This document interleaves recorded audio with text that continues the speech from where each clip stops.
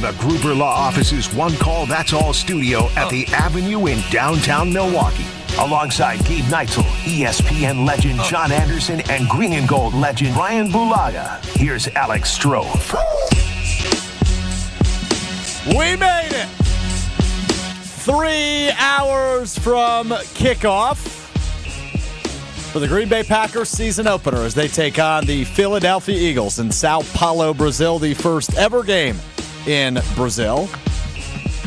I'm Alex Strofe alongside Gabe Neitzel at the Gruber Law Office's One Call That's All studios at the Avenue in downtown Milwaukee. John Anderson and Brian Bulaga, looks like fighting through some technical difficulties, will join us shortly. Gabriel, the last time I talked to you in this studio on a Packers game day, it did not end well in the NFC divisional round. No, it did not. Against the 49ers, but here we are 8 months later, new hope, new excitement, and a new contract for the starting quarterback. Yeah, look, I know at times on Jen, Gabe, and Chewy and I can be painted as the pessimists. I am really excited, really, for this season, and more specifically for this game. I just want information, man. I've been dying for information about this team. Did you get any information about this team other than the kicking sucked during training camp in the preseason? Yeah, the kicking sucked. The backup quarterback sucked. Yep. Okay. We do have information on that front real quick. Sean Clifford not elevated from the practice squad today, so will be Malik Willis backing up Jordan Love when the Packers win by 47 points. Maybe we'll see a little Malik Willis in the fourth quarter. Yeah, so you're right. Outside of those two things, like, I'm excited for this defense, right? And I'm excited to find out just how much we knew Joe Barry was a bad coordinator. We knew he was a bad coordinator when he got hired. We knew he was bad after year one, after year two, and then after year three when he was released from his contract. But I still think that there might be some deficiencies on this defense. I'm really curious to see, what that defensive line spot right next to Kenny Clark looks like. What does the linebacking core look like? How healthy is Jair Alexander? Can he reclaim all-pro, second-team all-pro status? How healthy is Eric Stokes? Is Xavier McKinney that good of a safety? There's a lot of questions about the defense, and we didn't get any of that answered in the preseason. So I am really excited to see what they look like, and they are really going to be tested today by the Philadelphia Eagles. Like, this is not a ease your way into the season type of situation. This is a team that is loaded with offensive weapons, and they are going to stress out your new defense. Yeah, so when you say you haven't heard information, there's been a lot of internal excitement about this new Jeff Hafley-led defense. Jeff Hafley, now the former head coach at Boston College, the new defensive coordinator. Buddy. Yeah. There's been a lot of internal excitement about the defense. Well, not in 22, but hold on. and 21. No. After Mike Pettin was hired. You tell me. With Mike Pettin, yes. No. But Joe Barry? Yes. There was, you don't remember that after the first year going into last year? Oh, Joe Barry's going to be he's going to be more aggressive this year. We're going to be able to do the things we want. Like, this was the thing that was coming out of training camp. So I can't trust the players. They've already lied to me once, Strofe, so I can't trust them when they're getting all excited because Rashawn Gary's getting 3 sacks in a practice against a backup offensive lineman. I can't get excited about that until I actually see it because they were all excited last year for Joe Barry, and we know how that ended. Yeah, you're right on that front, but I don't know that they were excited. I think they were more air quotes excited about Joe Barry. I think there's legitimate excitement now, though, Gabe. Sure. And legitimate belief. Sure. The way Jair Alexander has, I won't want to say reinvented himself, but the way he has reinvested. Yes, really good word choice by you. Reinvested in the Packers defense. That's a little exciting for a guy that up until this morning was the highest paid cornerback in the NFL. When you look at Kenny Clark and Rashawn Gary, we've always had the pieces. You have all the first-round level investment. Look, I'm still not sold on Rashawn Gary. What do you mean you're not? Because he can't get double-digit sacks? Correct. This is the year. He's getting paid like an elite pass rusher. Guess what elite pass rushers do? They get double-digit sacks. Yeah. The pressures are nice. I don't want to poo-poo the pressures because, the pressures are nice. Poo-poo the pressures. But at the same time, it's like an offense that gets in the red zone all the time and then settles for field goals, right? No, you want to punch the ball into the end zone. The elite ones, the reason why you get paid is because statistically when you get that sack, that is the easiest way, other than obviously a turnover, to end the drive, right? Like, you get the pressure, yeah, maybe that leads to an interception. I mean, not for the Packers last year because they only had 7. But, maybe it leads to something bad. But it also might, you didn't get home, that ball's in the air could still also be a completion. So he needs to, he's the one I think that is a key to this defense. If he plays like he is getting paid and gets to 12, 13 sacks, this defense has the potential to do something. Other than that, then you're probably going to have to start blitzing, and then you're exposing a little bit more of your back end in terms of your safeties, your corners, and that sort of thing. So Rashawn Gary is a huge piece to this whole thing, and he has yet to prove that he's getting paid like a superstar, but he has yet to prove that he is a superstar. That's true. That I will agree with. But I'm sold on him. I think this is the year, Gabe. Am I too optimistic? No, look, I'm not. You like to kill my optimism. Well, hold on. Let's look at track records before you say no. It's a little fun. It's kind of fun. Let's think back to past years. I think this is the third or fourth year in a row. You and me and Jason Wilde go to Summerfest, final weekend of Summerfest. Sure. We do State of the Packers. Yeah. You guys love to tell me, no, Strofe, you're too excited. But I didn't kill your optimism this year at State of the Packers. I let your optimism continue to grow. I think, and look, there's a ton of reason for optimism, but there is, again, I think there are some make or break years. And this is why I'm not one of those people that's going to say, yeah, this Packers team is going to the Super Bowl. I can't buy into that yet, because the one thing I am concerned about still with this team is the lack of superstars. And are they going to be, they have a lot of potential to grow and be stars, but are they all going to grow and be stars? Doubtful. So you look at every team that's won the Super Bowl, scroll your way back. All of them have all pros, Pro Bowlers, superstar players that the Packers right now are lacking. And I need to see some of these guys. I want to know who's the one who's going to be stepping up. Is Christian Watson going to stay healthy? There are a lot of question marks around the exciting potential. And we will dive into a bunch of those question marks for the next 3+ hours here on Green Bay Game Day, the first Green Bay Game Day of the season. That's Gabe Neitzel. I'm Alex Strofe. Excited and thrilled to welcome 2 new members to our pregame cast this season. You watched him. He hates when you say this. You watched him on SportsCenter your whole life. I'm 25 years old. I really did watch him on SportsCenter my whole life. It is the pride of Southwest High School in Green Bay, Wisconsin. The Mizzou alum, the great John Anderson, on our pregame coverage this year. John, how are you, my friend? Good to hear you.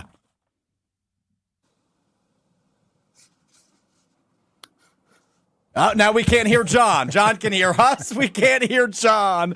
Let's try this again. Let's go to Florida now, formerly of the University of Iowa. I can hear him, I think. Former Packers right tackle, former Packers first-round pick Brian Bulaga on our pregame panel. Brian? Are we good? Yeah! Can I be heard?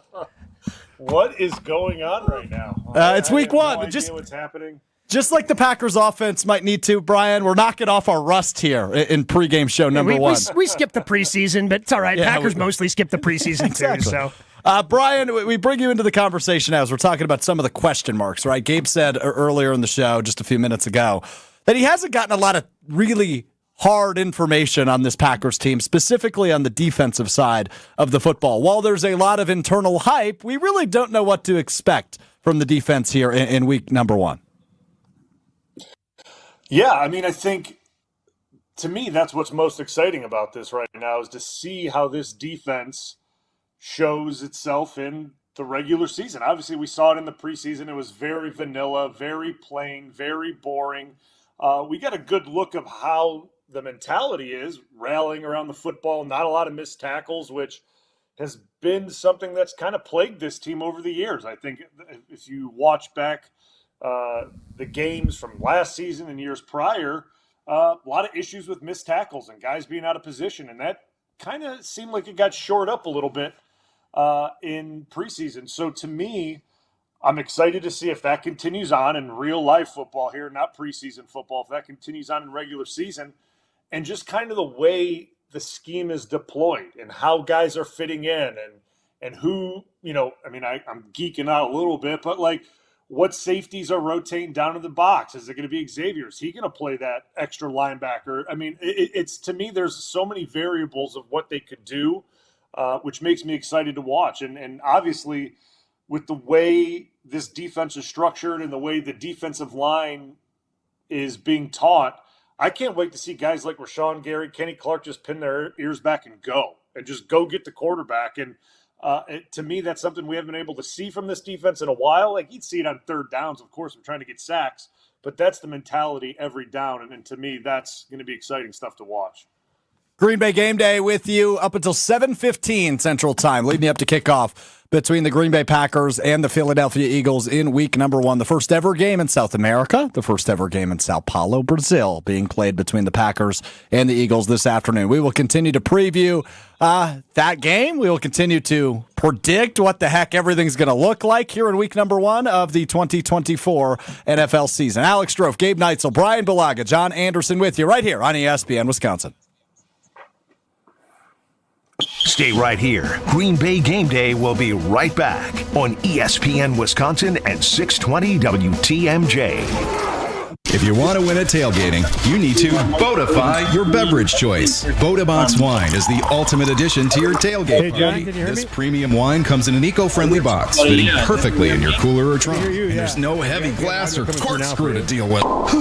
One 3-liter Botabox is the equivalent of 4 bottles of wine, so it's great for sharing. Bring the wine that wins with wine critics. Any kind of headphones quality in every sip. Botabox. Be open to anything. Please drink responsibly. Must be 21 or older. Botabox Vineyards, Manteca, California.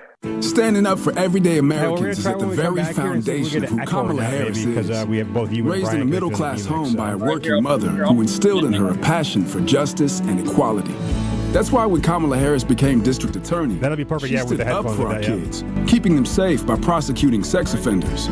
She also pioneered a program to give nonviolent drug offenders a second chance. As president, Kamala Harris will continue the fight for everyday Americans. She's already lowered the cost of your health insurance and medications. Insulin is now capped at $35 for seniors. But there's more to do because mortgages, rents, groceries, and utility bills are still too high. Harris's plan to fix it? Build more homes to lower prices and make the wealthy and billionaires pay their fair share so we get a break. All her life, Kamala Harris has been standing up for us, and she doesn't plan to stop anytime soon. I'm Kamala Harris, candidate for president, and I approve this message. Paid for by Harris for president. Sunday, Sunday, Sunday. It's racing season at the legendary Great Lakes Dragaway, and our schedule of events is ready. We've still got our yearly holiday weekend races like Labor Day weekend, plus Nitrous Streetcar Brawl, Import Wars, and Night of Fire. You can also book corporate and private events. Take advantage of our season-long passes and even schedule a time to take your car down the legendary quarter mile. Go to GreatLakesDragaway.com for pricing and info. Great Lakes Dragaway, just a burnout west of I-94 on County KR. Be there. My house has a new glow. I love my windows. Universal Windows Direct. It's ESPN Wisconsin's Kyle Wallace. Right now at Universal Windows Direct, get 0% financing for 60 months, restrictions apply. For the last windows you'll ever need, go to uwd.com to schedule your free in-home estimate. I love my windows. They've got that brand new home effect. Universal Windows Direct. Jen Latta here from Jen, Gabe, and Chewy. I have told you about the delicious pizza you can find at Proof Pizza inside St. Kate. Now there's even more to be excited about with new sandwiches on the menu. Available every day from 11 to 4, you can enjoy options like the turkey pesto, the meatball hero, the Italian hoagie, and more. Skip the same old lunch at your desk and grab a delicious sandwich from Proof instead. Order inside the restaurant or directly from the bar at St. Kate. Explore the new sandwiches and the rest of the menu at proofpizzamke.com. At Fleet Farm, we're proud to offer everything you need for everyday life. We're even prouder to offer it at the best prices guaranteed. Like Sprout Sweet Mix for Livestock, on sale for $9.29. Or 2.5 gallons of diesel exhaust fluid, everyday low priced at $6.99. And if you happen to find a lower price, we'll match it. Any day, every day. Fleet Farm's got everything you need for everyday life at the best prices guaranteed. Why is life better with American Family Insurance?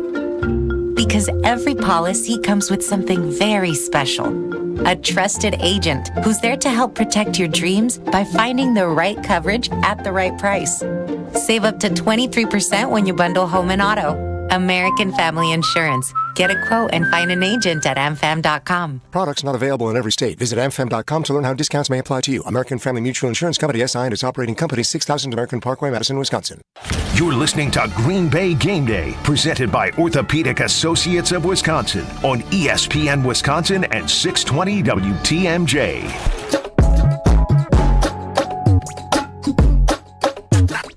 Kicking off the 2024 NFL season, it is Green Bay Game Day with you here on ESPN Wisconsin. Alex Strofe, Gabe Neitzel of ESPN fame, John Anderson, former Packers right tackle Brian Bulaga, all with me here as we lead you up to kickoff 7:15 tonight between the Packers and the Eagles in Sao Paulo, Brazil. John Anderson, I've been waiting to hear your voice, my friend. I've been waiting. Bring me up to speed. How are you feeling on this Packers season opener game day?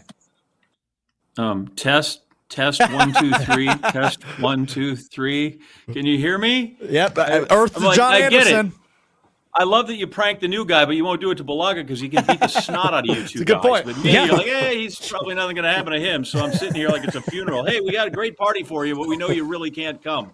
So outstanding to be here. This is awesome. What did we talk about in the first thing, right? We talked the Packers Eagles. Is that the subject? Is that what we're going with? I don't know how you got so wise, John. How the hell did you figure that one out? Yeah, I tell you what, that guy can read a schedule, can he? He sure can. No, it's good. Listen, I'm like everybody else. I'm excited to be here. I'm excited to be to this point, and not just because of the Packers and this what appears to be unbridled optimism by everybody in the state of Wisconsin around, but just like. And I love everything about baseball, but it's just been so long since we've seen a game, and a game where all the guys I want to see actually play more than 4 downs. And that's not a shot at Aaron Rodgers. That's more of a preseason joke, but it works both ways. So, like, I just want to see people the advantage actually, of that joke. Right? I want to see people when they always talk about the coaches, right? Sometimes you just got to be more physical. You got to go punch a guy in the mouth. And I love all that talk because I would never be able to do that. But finally get to do that because nobody really does that in the preseason, right? They get up there and they kind of try and they get the guy that maybe is the 7th round pick and the undrafted free agents get at it and do a little of it. But they're not any good. They're guys just trying to make the depth chart. So I just want to see actual people play actual football like it means something. And you watch that opener with the Chiefs last night. You're like, wow, look, there's juice to that game, right? Like I just want to feel. You watch any other game, the juice doesn't come through, and all of a sudden you look at that and you're like, yeah, I'm a TV, and I'm thousands of miles from Kansas City, and that juice comes through the television, and I think it'll come through from South America tonight too. And hopefully it's the start of something big. And it's not like they're starting against a kind of a downtrodden Bears team like they did a year ago. This is a team that I think certainly will give the Packers a formidable test despite how they ended last season. I think that's a group that's got some ability on their roster and some coaches that know how to coach and know what they're doing. So we'll find out right away if this team is going to live up to it or if they're going to have to work into it. It's a really good point by you, John. 2 really good points, actually. Number one, shout out to the schedule makers in the NFL this weekend. I mean, look at all the games we've got on national television that have juice. Talk about last night, what a great product that was tonight between the Packers and the Eagles. Sunday night, you've got Rams-Lions. You've got Sunday afternoon, you've got Browns-Cowboys, which is a fun one. Monday night, Jets-Niners on national television. The schedule makers crushed it for week number 1. The other really good point you made, John, and I want to go to Brian on this, is the importance of this week 1 game. It is an in-conference opponent, the Philadelphia Eagles. It feels like these are 2 teams that will be jockeying against one another for playoff positioning come January. Brian, you've played in week 1 games like that. I think of a specific one back in 2014 against the Seattle Seahawks. It was week 1. You ended up seeing them in the NFC Championship game that we don't talk about on this program. But this is a big week 1 matchup between the Packers and the Eagles that will ultimately play a role down the stretch of the season. Absolutely. And I think, even though that the schedule's been extended to 17 games, people don't have to forget about what happens early on. You got to remember what happens early on because big games like this in conference matter. I get it's week 1, and when we get to week 14, 15, this first game will be out of sight, but not in the playoff standings. It won't. It'll be right there, right in front of you, potentially a head-to-head loss or win, which is huge. That year in 14, we were outplayed. We were smoked in that game. Week 1, let's not get twisted. You guys sacrificed Jarrett Boykin's career in that game. Yeah, it was an absolute disaster. I mean, for those who don't know what I'm talking about, they knew Richard Sherman wasn't going to move, so they just always sent Jarrett Boykin to that side of the field and tried to work Cobb and Jordy on the other side of the field. Boykin was like never heard from ever again. Yeah, listen, you spend all OTAs and training camp game planning for a game, and maybe too many ideas happen, and they all get put out there and they don't work. And let's just put it that way. Sometimes all that time planning for something doesn't go well. And, you obviously you look through that 14 season, like this season's going to carry out. The game that cost us, unfortunately, was the game in Buffalo, where we lost to Buffalo, a bad Buffalo team, and that knocked us out of the 1 seed. I mean, that's how it came down. But you could still go back to week 1, and if we beat Seattle in week 1, we're still the 1 seed. We retain the 1 seed, and we move on, and everyone's happy with games in Lambeau. So I don't look past week 1. Yeah, we could talk about the performance may not be great. Okay, yeah, it is week 1. That doesn't mean you excuse losing, because these are in-division opponents, and you need to win these games. That's, the NFL, like you said, is very smart with how they make these games, right? Like, they don't put 2 playoff teams in the AFC last night in week 1, and now we go to night 2, and it's 2 NFC playoff teams potential. Like, they don't do this on accident. So this is a big game, and by all means, I feel good about this Green Bay Packer team getting a win here, but they got to show it. And this matters towards the end of the season. It will, for sure. See, I guess with the 17 games, there's some wiggle room. Like, you want to win just to get off on the right foot and not be paying catch up the whole time. But it's nice that with 17 games, it's not fatal. Which I'm not trying to alibi something that happens, but at least it's there's when it was 14, it was tough. 16, they've shown like 0-2 was really fatal, but you just want to come into the building when you get back and have some good vibes as you go through the rest of it, because it's a hell of a trip they got to make, and you'd hate to make that whole thing, and that's a long ass plane ride back, man. Imagine if you don't play well. Yeah, I mean, I'm concerned. I guess I'm not as optimistic as Brian about a win tonight. Maybe it's just because it's been years and years of watching the Packers run defense, and maybe it'll actually be different tonight. But I don't know about you guys. I'm terrified of Saquon Barkley. Yeah, I think you should be. I was thinking about it the other day, and Josh Jacobs falls into this as well, and we saw Derrick Henry last night in Baltimore. There are some really good running backs in the NFL, and most of them are on new teams this year. Right, you think about Saquon and the names I just mentioned, Austin Eckler's in Washington. Saquon might be the best of all those guys. And between the youth and just the overall skill, I'm a little nervous about a guy named Saquon Barkley tonight. And by the way, that quarterback can run a little bit too in Jalen Hurts. So yeah, the Philadelphia offense is going to be a huge test for a defense really in game 1 of this system, because they ran out the most vanilla scheme possible in the 3 preseason games. Yeah, it's the first time this defense is going to have an opportunity to play at full speed against another team. Go ahead, Brian. Yeah, I mean, I think, yes, Saquon Barkley is an electric player. He's dynamic. He's a great runner. But, and he is a threat. But I look at who the offensive coordinator is. It's Kellen Moore. Kellen Moore, all the way back to when he first became an OC, he throws the football. He will throw and throw and throw until the game's up. Like, that's his DNA. He did it in Dallas when Dallas had a great offensive line and a great pair of running backs. He did it in LA when they had Austin Eckler. They throw the football. So you have to look at this from a defensive mindset, that what is the tendency of this coordinator? Now, obviously, the coordinator can play you out of that tendency, and he can play out of that, and they can get a heavy dose of Saquon. Then you got to make adjustments. But you got to look at kind of what Kellen Moore has done up to this point, calling plays. And there's no guy that wants to get off to a better start than the offensive coordinator of the Eagles when they stunk last year towards the end of the season on offense. So, and obviously Fangio being the D coordinator, I think Fangio's a very good D coordinator. Gone against his defenses a lot. And, it's not the same when he's not calling it, but he's calling it, and he normally gets these guys to play. So, yes, I'm worried about Saquon, because I know the type of player he is and how he can just, break runs and get an offense in rhythm and flow. But I think Philly's going to throw it. I mean, you don't invest that much money in wide receivers and quarterbacks and then turn around and hand it off 30 times a game. It just doesn't normally work that way. So I think you got to go into this thing ready to stop the pass and make adjustments if they decide to go heavy duty with Saquon Barkley.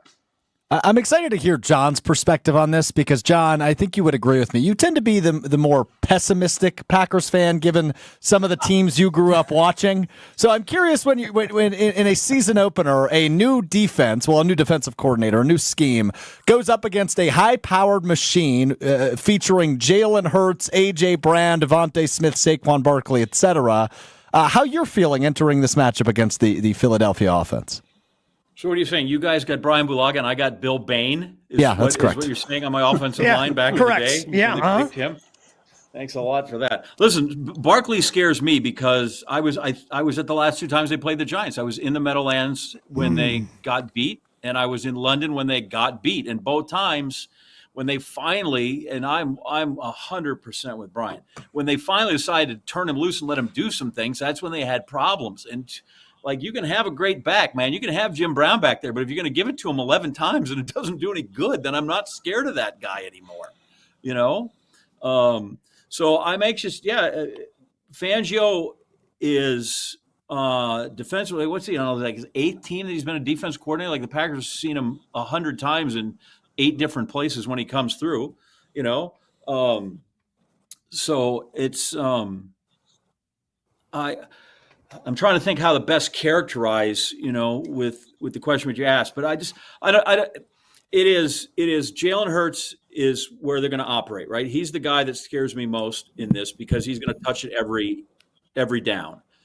And every down, he will be part of that play. There's some drives, right? Some quarterbacks, they get it every down, but they immediately hand out. They're not really involved. They're involved in 60% of the plays. This guy's involved in 100% of the plays.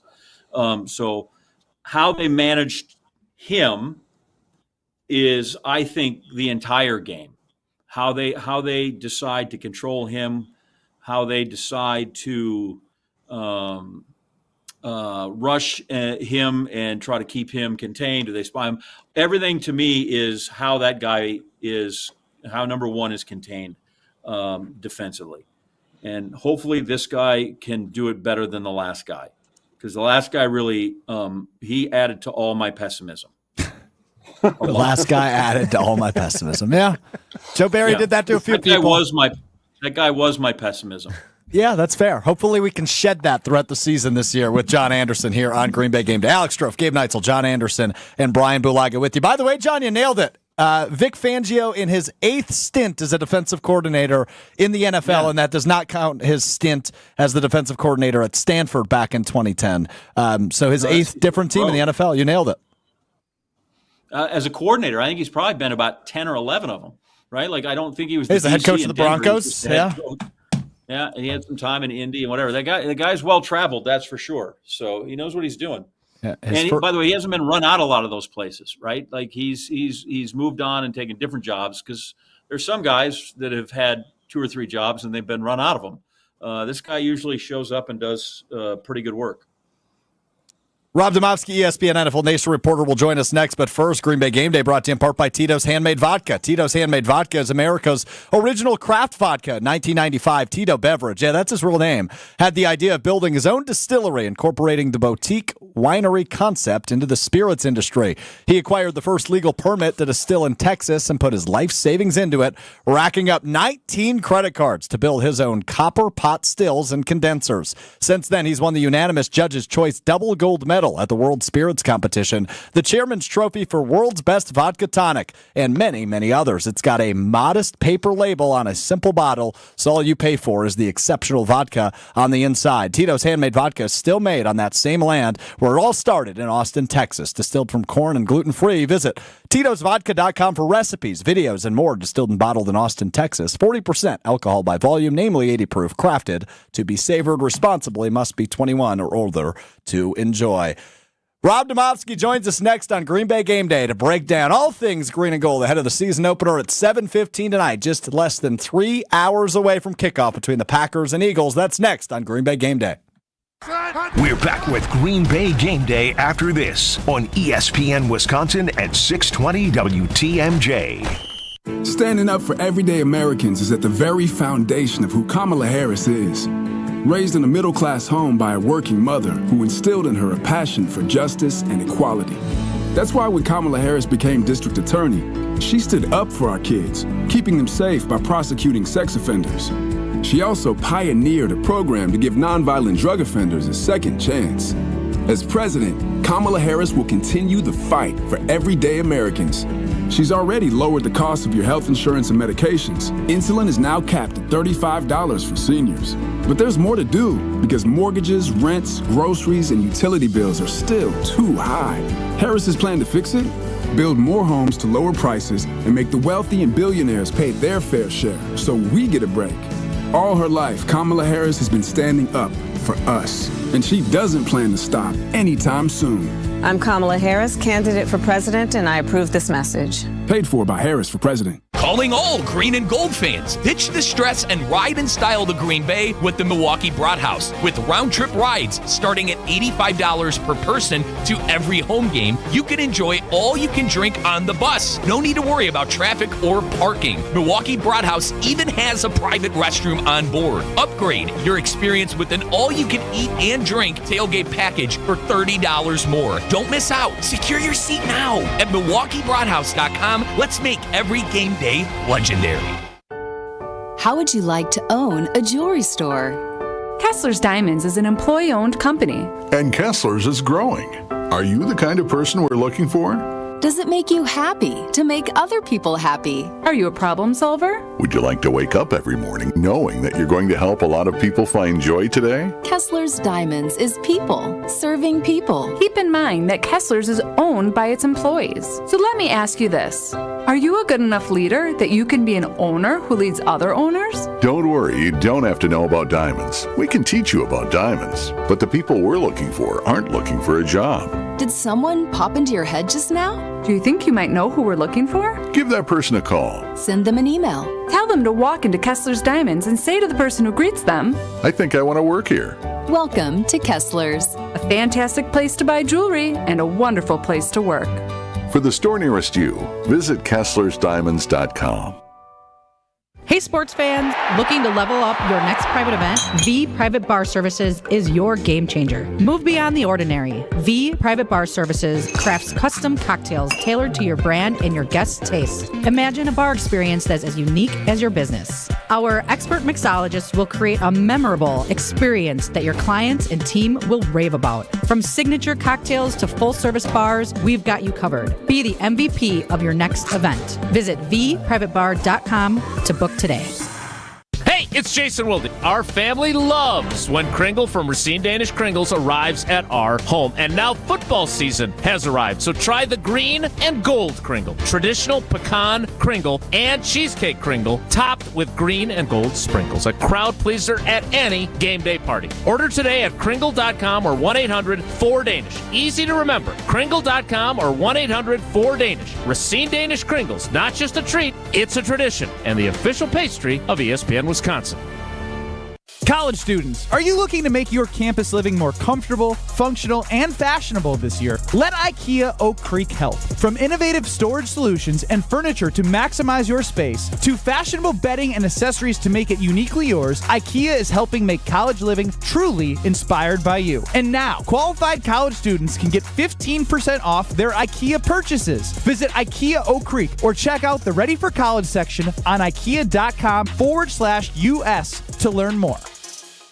This is Green Bay Game Day, presented by Orthopedic Associates of Wisconsin on ESPN Wisconsin and 620 WTMJ.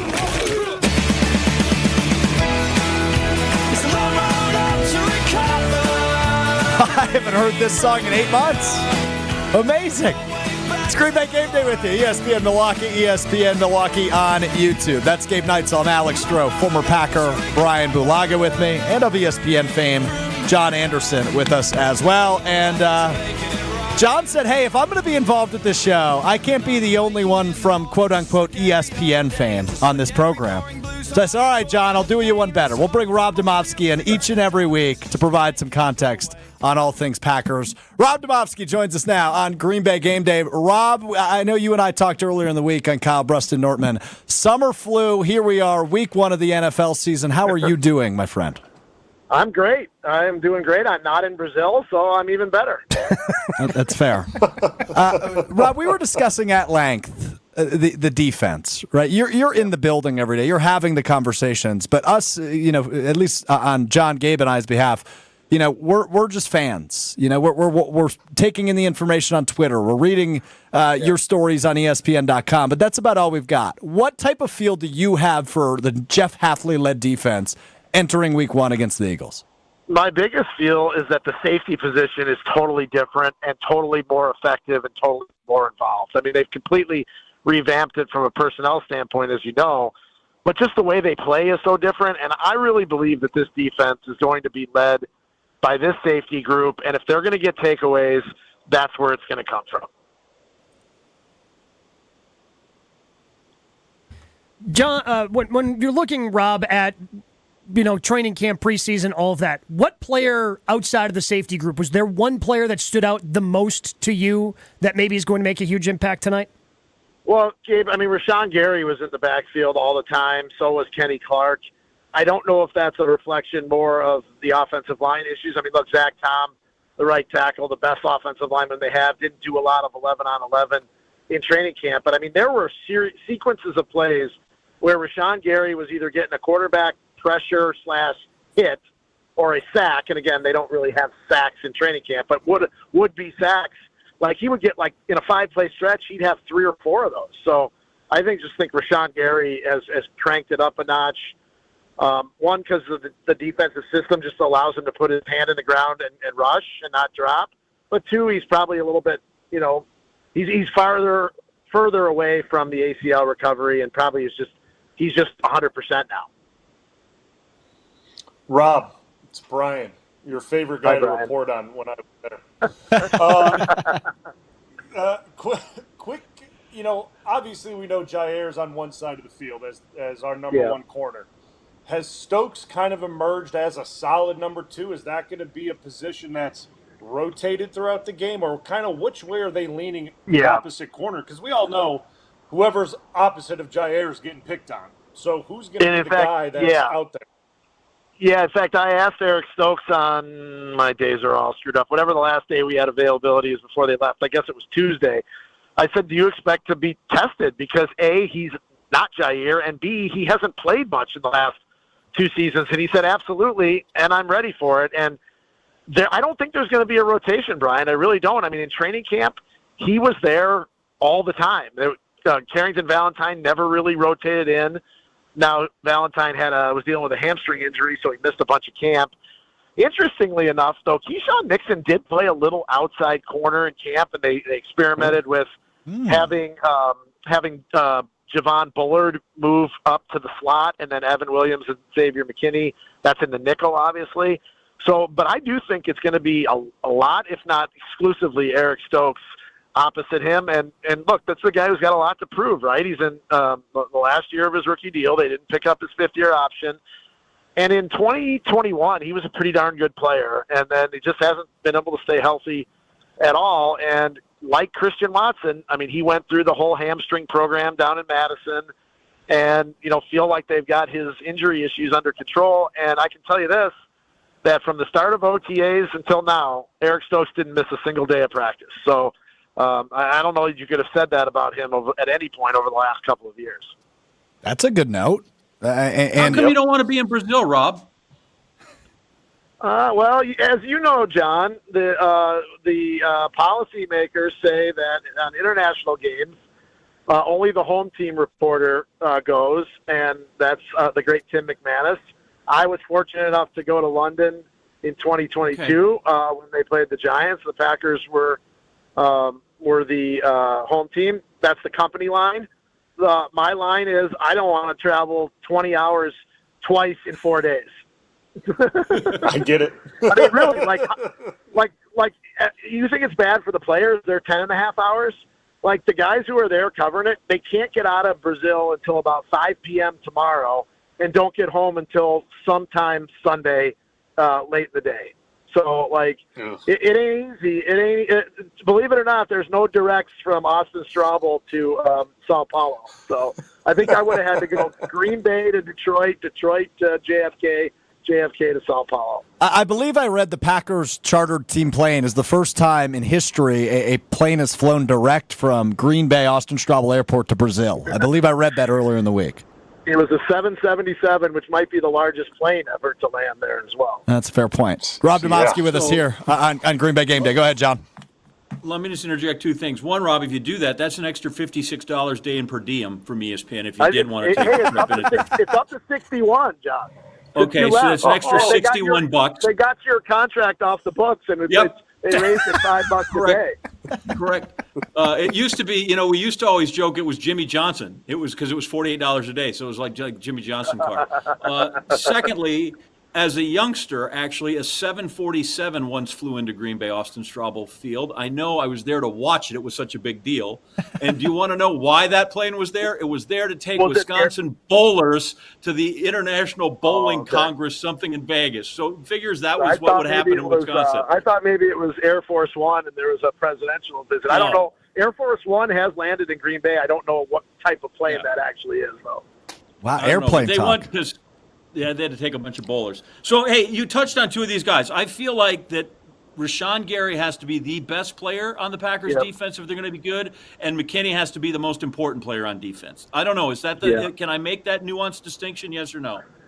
All right, those are right up there. I do think Jair Alexander has to get back to being Jair Alexander, and he certainly appears that way, at least from a buy-in standpoint. I mean, you have to have one player sort of at every level. Obviously Rashawn up front, and if it's Xavier in the secondary or Jair in the secondary, then you still need somebody in that middle of the defense like a Quay Walker or I'm really curious to see what Edgerrin Cooper can do tonight, if anything. Another guy that did not really practice much in training camp. We kind of penciled him in to be a starter, and lo and behold, the two veteran guys that were sort of seemed like they were placeholders in Isaiah McDuffie and Eric Wilson. They weren't really challenged by either Cooper or Tyron Hopper, the other rookie. So I'm curious to see if there are any packages for, interchanging the inside linebackers, including Cooper. But, I think you just have to have an impact player at every level of the defense, whether that's, one in the secondary, one in the defensive front, or however you do it. But I think you got to have a guy at each level of the defense that's the most important player or the best player on the field. Rob Demovsky with us here, ESPN NFL Nation reporter covering the Packers on Green Bay Game Day. Alex Strofe, Gabe Neitzel, John Anderson, Brian Bulaga with you. I can't believe the words that are about to come out of my mouth, but they're going to. I'd be remiss if I didn't ask Rob about the kicker position. That's a sad sentence. Another rookie kicker starting the season, second year in a row, Rob. Braden Narveson is his name. He spent the preseason with the Tennessee Titans. What are the coaches and his teammates saying about him entering his first ever regular season NFL game? Well, Alex, he's the sixth kicker they've had on the roster since the end of the season, if you think about that. Sixth. This is the sixth time, maybe the charm. I'll say this, like from a physical standpoint, he looks like Brian Bulaga, but a foot shorter. I mean, if they, Brian, how tall were you, Brian? About 6'6", 6'5"? How tall are you? Yep. Like 6'6", 6'5", yeah, right around there. Yeah, this guy's about 5'8", but he's built like you. He's thick. He looks like he's ready to tackle somebody. In all seriousness, though, Matt LaFleur said he's never gone into a season like this where the kicker is somebody that he's never seen kick before the regular season opener. He was a 79% kicker in college, which is not great. But in the pre-season, well, let's get the bad part out of the way. The good part is is Matt LaFleur still going to be praying if he sends him out there for a game-winning kick the way he was with Anders? With Anders, the good part is that in practice, the first day he was 5 out of 5, made everything, including a 56-yarder. The second time he kicked right before they left, he had only missed one. I think he said it was a 51-yarder, and he came back and made from 53. So he's like 9 for 10 in real like simulated game kicks in practice. It's not a big sample size, but in Tennessee this year he was 6 out of 7. Made both of his extra points. Let's not discount that because the extra points were an issue last year too with Anders, who I think missed 4 or 5 of them. So, Matt LaFleur initially said that, the unknown could affect his decision-making, play calling, and what he's going to do on, 3rd and long or 4th and short. And then by the end of the week, he said that he has 100% confidence in him. Now, I don't know what else he's supposed to say, but it'll be interesting to see if they're at like the 35, 36-yard line, and it's 4th and 2. Let's see what he does then, right? Like, let's see if he sends them out there for a 53, 54-yarder, or he tries to go for it. Okay, so nobody's feeling a whole lot better, I would guess, after that answer. I'm sorry, Alex, but that's the reality that they're in. I'm not saying this guy's not going to be great. And look, just because if he gets off to a great start doesn't mean he's going to be great. And if he gets off to a bad start, I mean, Ryan Longwell in his second game as the kicker against Philadelphia, by the way, week 2 of the 1997 season, had a chance at a game winner in Philly in the rain, and he kind of slipped and missed it. And it's like a look, 20-yarder. Ryan Longwell ended up being a pretty good kicker for a long time, and his career started out maybe not so great. So I guess let's not cut Narveson before week 2 if he doesn't come through, and let's not like say he's the answer either, because Anders started the year great last year. I think he was like 10 for 10 or even more than that? Yeah. Before he finally missed one in Vegas. I think he finally missed one against the Raiders, which I think that was the game he first missed. So it's just like this is a long season. I think I said this on Willie's show the other day, or maybe it was on with Brust and those guys. Like, one thing I'm going to try to do this year is not make massive judgments after a week or 2 or 3, because I was the first one that said when they were 2-5 and going nowhere last year. I think I remember saying to you guys, I don't know if they're going to win another game before they play like the Giants in December. And obviously they ended up winning a lot more games. And I don't even think they beat the Giants. Yeah, I was about to say, in fairness to you, they did lose that Giants game. They did lose to the Giants, but that was the only game they lost down the stretch. So I'm trying, and I don't know how long I'll be able to keep this even-keeled approach. But in my 28th year of covering this team, I finally learned that maybe you shouldn't ride the wave and be so judgmental based on a week or 2 or 3, even 3. Well, I can't wait for one to overreact to this Packers-Eagles game with you on Monday on Jen, Gabe, and Chewy. Yeah, he's still in the ever ongoing search for growth, is Rob Demovsky. One last thing for you, per usual, Rob, as we do on Green Bay Game Day. I need a game prediction from you. So let's do this, okay? Let's keep track of if I actually get any of these right, because I'm pretty sure I was terrible last year. Oh, we all were. That being said, I think they're going to come out and play really well tonight, and I think they're going to win the game. I think they could win 24-21, 23-20, something like that. I'm picking them to win in a close, hotly contested game. Love to hear that from Rob Demovsky. Rob, we appreciate the time as always. We'll talk to you next week in Green Bay for the home opener. All right, guys. We'll be seeing you. It's Rob Demovsky, ESPN NFL Nation reporter. You can read him at ESPN.com, and you can see him on ESPN, just like you saw John Anderson your entire life. John Anderson, Brian Bulaga, Gabe Neitzel, Alex Strofe with you here on Green Bay Game Day.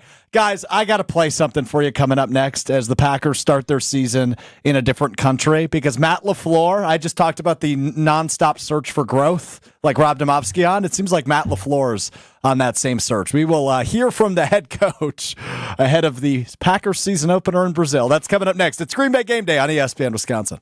Stay right here. Green Bay Game Day will be right back on ESPN Wisconsin and 620 WTMJ. For over 4 decades, one name has stood out as a symbol of excellence in automotive sales and service. It's the Boucher Automotive Group, dedicated to providing exceptional experiences to all of our valued customers. We will help you find the perfect vehicle within your budget while respecting your time. With 20 convenient locations, we're the one-stop destination for all your automotive needs. At Boucher, we're your trusted partner on every mile of your journey, riding with you every mile since 1977. Big players show up in big games. Touchdown! Donald Driver and Cousin Subs are no different. With the football season upon us, Double D and Cousins are teaming up to offer 80-cent delivery this Friday through Sunday on any order of $30 or more. Simply order your favorite subs and sides online or on Cousins mobile app, and we'll deliver them to you. And don't forget, we now offer Apple and Google Pay. Cousins Subs. We believe in better. Tito's Handmade Vodka is America's original craft vodka. In 1995, Tito Beveridge built his very own distillery and put his life savings into it. Since then, he's won the unanimous Judge's Choice Double Gold Medal at the World Spirits Competition, the Chairman's Trophy for World's Best Vodka Tonic, and many others. Tito's Handmade Vodka is still made on the same land where he started it, all in Austin, Texas. Distilled from corn and gluten-free. Visit us at Tito'sVodka.com for recipes, videos, and more. Distilled and bottled in Austin, Texas. 40% alcohol by volume, namely 80 proof. Crafted to be savored responsibly. Hey, it's ESPN Milwaukee's Jen Latta. Whether I'm headed to a big college football game or just need a reliable ride, I trust AccuTrans Group. They're a veteran-owned business that delivers top-notch transportation, perfect for game day or any event. From tailgates to team outings to corporate travel and weddings, AccuTrans has you covered. Booking is a breeze and their service is always safe and dependable. Visit AccuTransGroup.com to book your ride today. That's AccuTransGroup.com, your go-to for reliable transportation this football season. Standing up for everyday Americans is at the very foundation of who Kamala Harris is. Raised in a middle-class home by a working mother who instilled in her a passion for justice and equality. That's why when Kamala Harris became district attorney, she stood up for our kids, keeping them safe by prosecuting sex offenders. She also pioneered a program to give nonviolent drug offenders a second chance. As president, Kamala Harris will continue the fight for everyday Americans. She's already lowered the cost of your health insurance and medications. Insulin is now capped at $35 for seniors. But there's more to do because mortgages, rents, groceries, and utility bills are still too high. Harris's plan to fix it? Build more homes to lower prices and make the wealthy and billionaires pay their fair share so we get a break. All her life, Kamala Harris has been standing up for us, and she doesn't plan to stop anytime soon. I'm Kamala Harris, candidate for president, and I approve this message. Paid for by Harris for president. September baseball is coming, and every Brewers game means even more this time of year. Get to American Family Field as the crew takes on the Rockies September 6th through the 8th. Get your seats now at Brewers.com. $1 million. That's big, really big. This September, Potawatomi Casino Hotel Milwaukee is handing out a cool $1 million, and you've got a shot at winning your share. The big $1 million giveaway is here. Just play with your rewards card and you're entered to win. Couldn't be easier and couldn't be bigger. No wonder it's called the Big One. For more details, visit paysbig.com/big one. Must be 21 and a rewards member to play. Right now, more than 100,000 children waiting in foster care need our help. The Dave Thomas Foundation for Adoption is focused on finding them safe, permanent homes. Learn more at davethomasfoundation.org. Welcome back to Green Bay Game Day, presented by Orthopedic Associates of Wisconsin on ESPN Wisconsin and 620 WTMJ.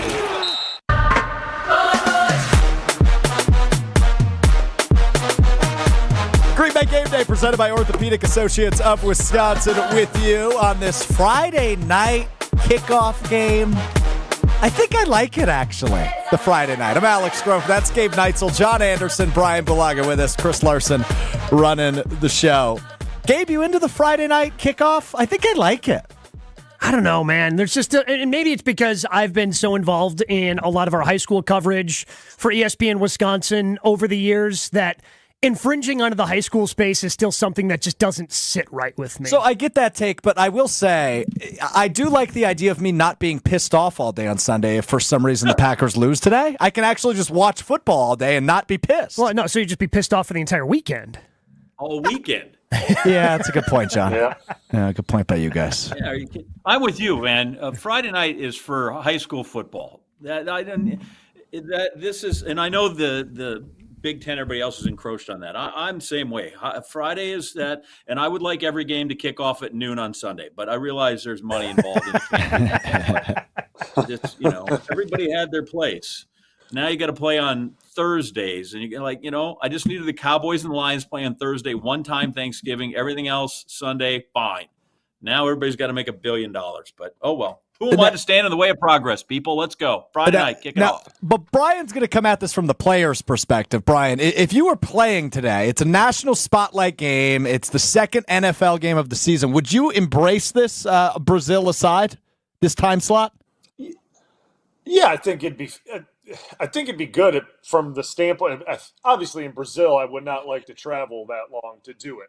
That's a no-go, because if, say, it was in the States or, heck, even somewhere closer, you can almost treat it as almost another little mini bye, right? Like, you get done playing Friday, you get a couple days off to rest, relax, get your body back before the next week starts, but now you're hopping on a plane, going another 10 hours back to Green Bay, and, I mean, it's a nothing burger. And, listen, I'm all for the high school space. Like, Fridays are sacred for high school football, and that's just what it is. Like, I think, obviously, to me, that's the most pure form of football is in high school. Like, 100%. No matter what, like, that's what it is to me.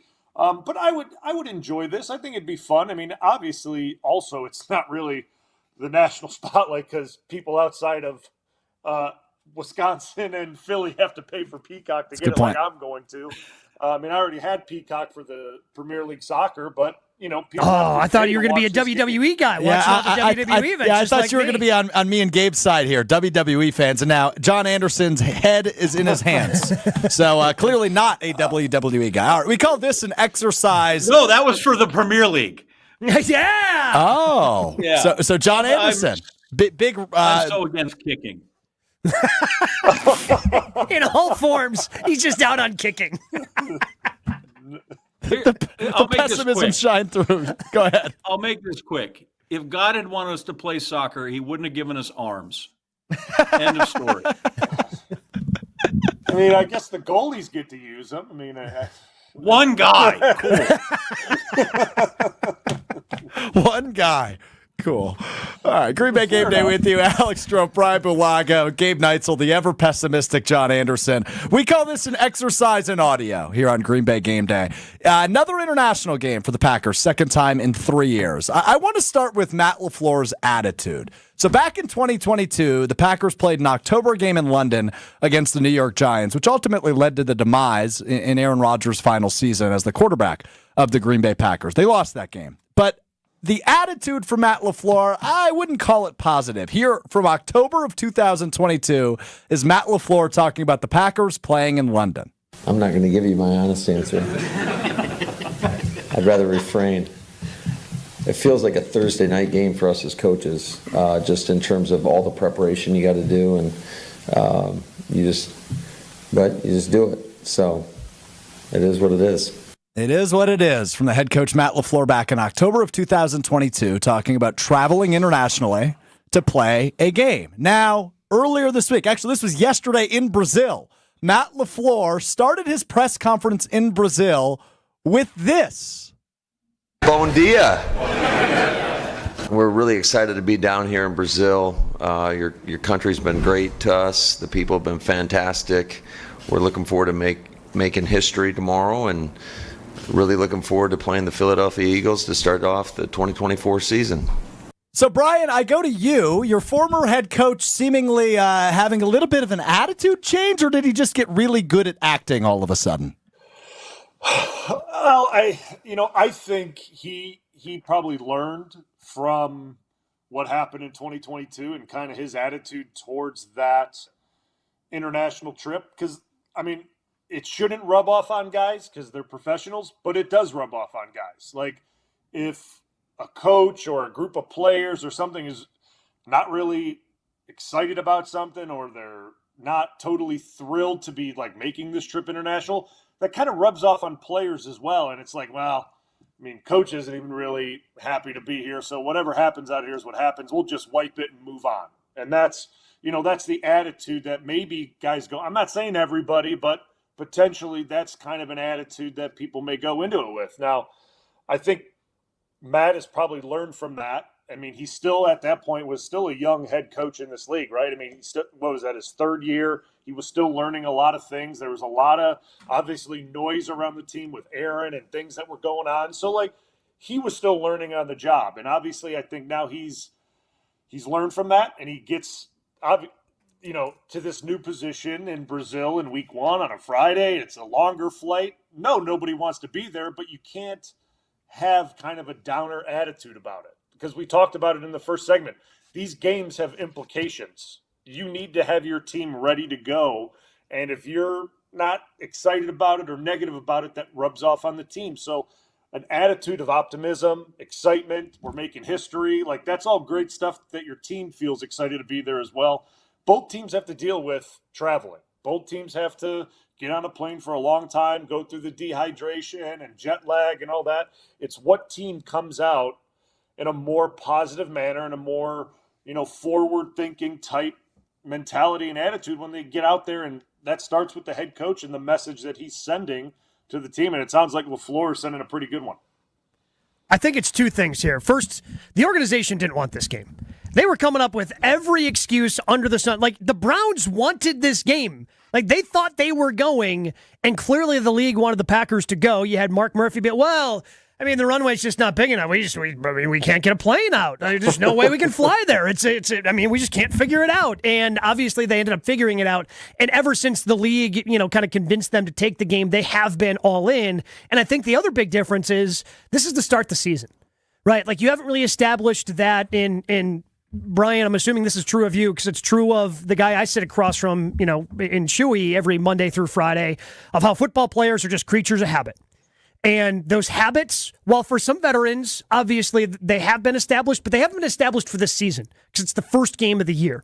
So the schedule can be thrown off a little bit, I think, here early because you haven't gotten to that routine because it was week 6 when they went to London a couple of seasons ago. I agree. I mean, you're exactly right. Like, once you get into the flow of the season, you're so used to what Monday looks like, what Tuesday looks like, and what are we installing on Wednesday? What's the install on Thursday? The Friday's and when you throw a wrench in there traveling internationally, and it throws off everybody's, workout schedules, rehab schedules, and just like everything, sleep schedule. Yeah, I mean, it makes things a little bit iffier going into that week. So I'm with you. I mean, that's probably a lot of it too, that these guys, it's so early on, it's the first week, it gets thrown at you right away. You don't got to go do it later on in the year. That's obviously is a positive, I would think. I mean, at least for me, it would be. Yeah, I think the placement of the game is key. 2, you should sell it like, listen, this is what the Super Bowl is going to be like. It's going to be a weird deal where you're going to have to go and it's going to upset your schedule.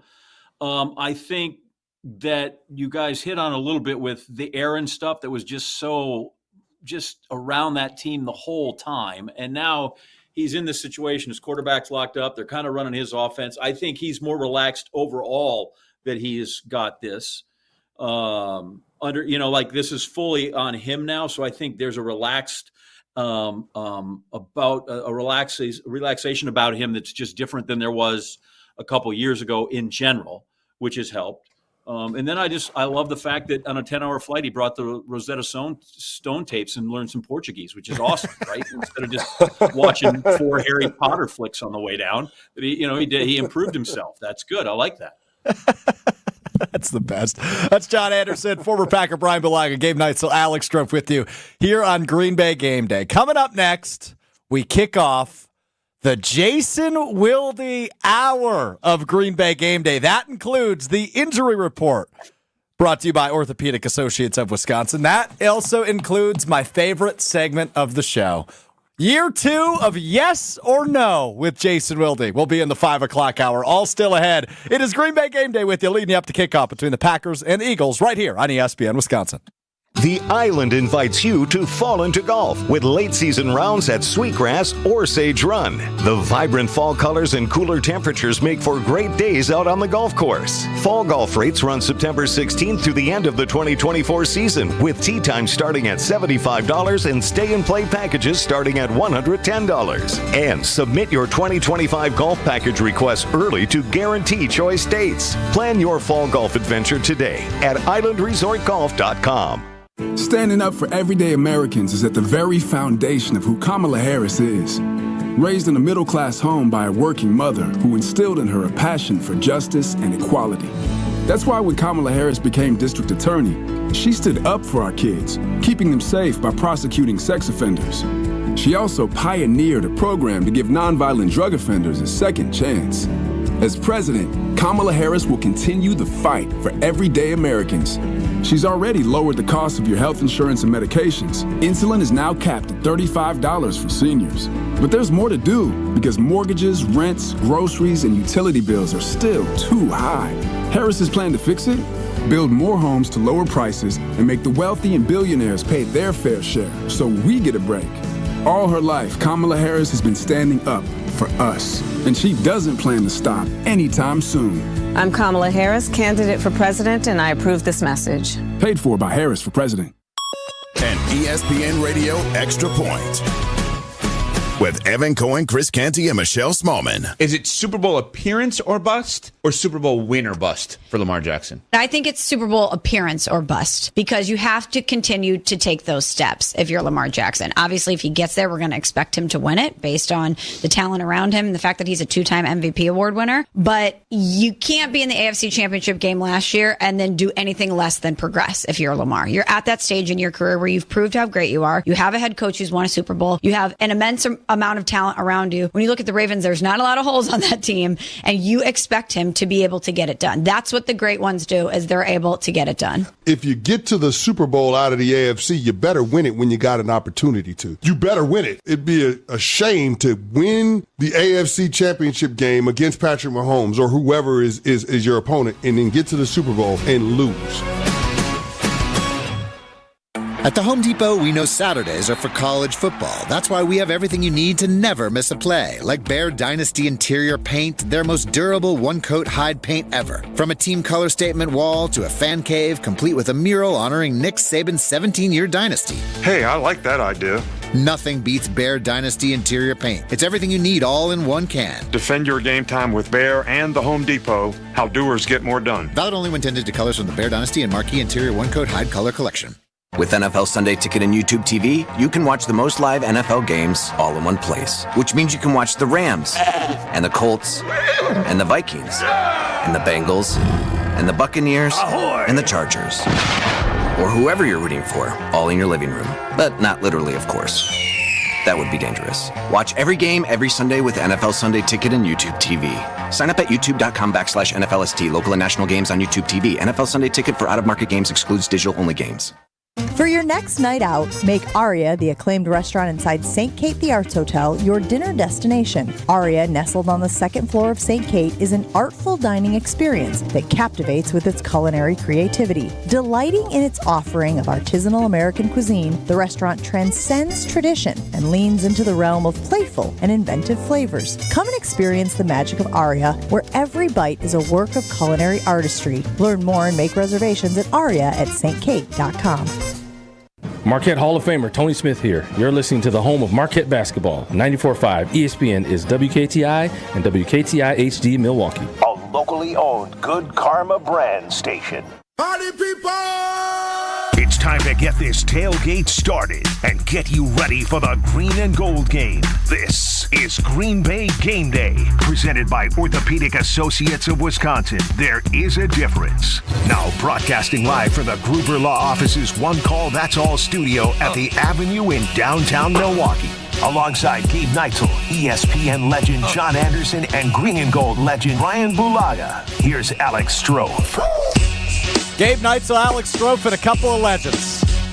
It's Green Bay Game Day, another hour closer to kickoff. The Green Bay Packers season as they take on the Philadelphia Eagles in Sao Paulo, Brazil tonight, a 7:15 kickoff here in the Central Time Zone. Excited to be joined now by the 3-time Wisconsin Sports Writer of the Year. He is the host of Wilde and Tausch, weekdays 9 to noon on ESPN Wisconsin, and a legend in his own right. I don't know what the hell Brian Bulaga's doing, but I hear a lot of stuff clinking and clattering. Everything okay over there, Baloo? I'm good. Sorry, had to pick something up. Oh, okay. It's all right. We'll survive. Jason Wilde joins us now on Green I know Bay if he was Game Day. putting stuff together for a big watch party he's got going on. I didn't know if he was like getting the grill set. I didn't know what he was doing over there. Jason, no how watch are you, party pal? Here. This is like the Brady Bunch. How many more squares can we get on this video feed? Comfortably? Where's Alice? Yeah. Oh. Yeah, and you're like Marsha. Wildy. We're big on timely references. We'll get Tausch on later to talk about Dallas. I'm intrigued. I've got like a big vertical space, but that means I got to stand in one spot, right? I can't really move around much. I got to stand still, and I got to get the wireless headphones for the next segment because apparently that's what the legends wear. And I'm just yelling into my iPad. Yeah.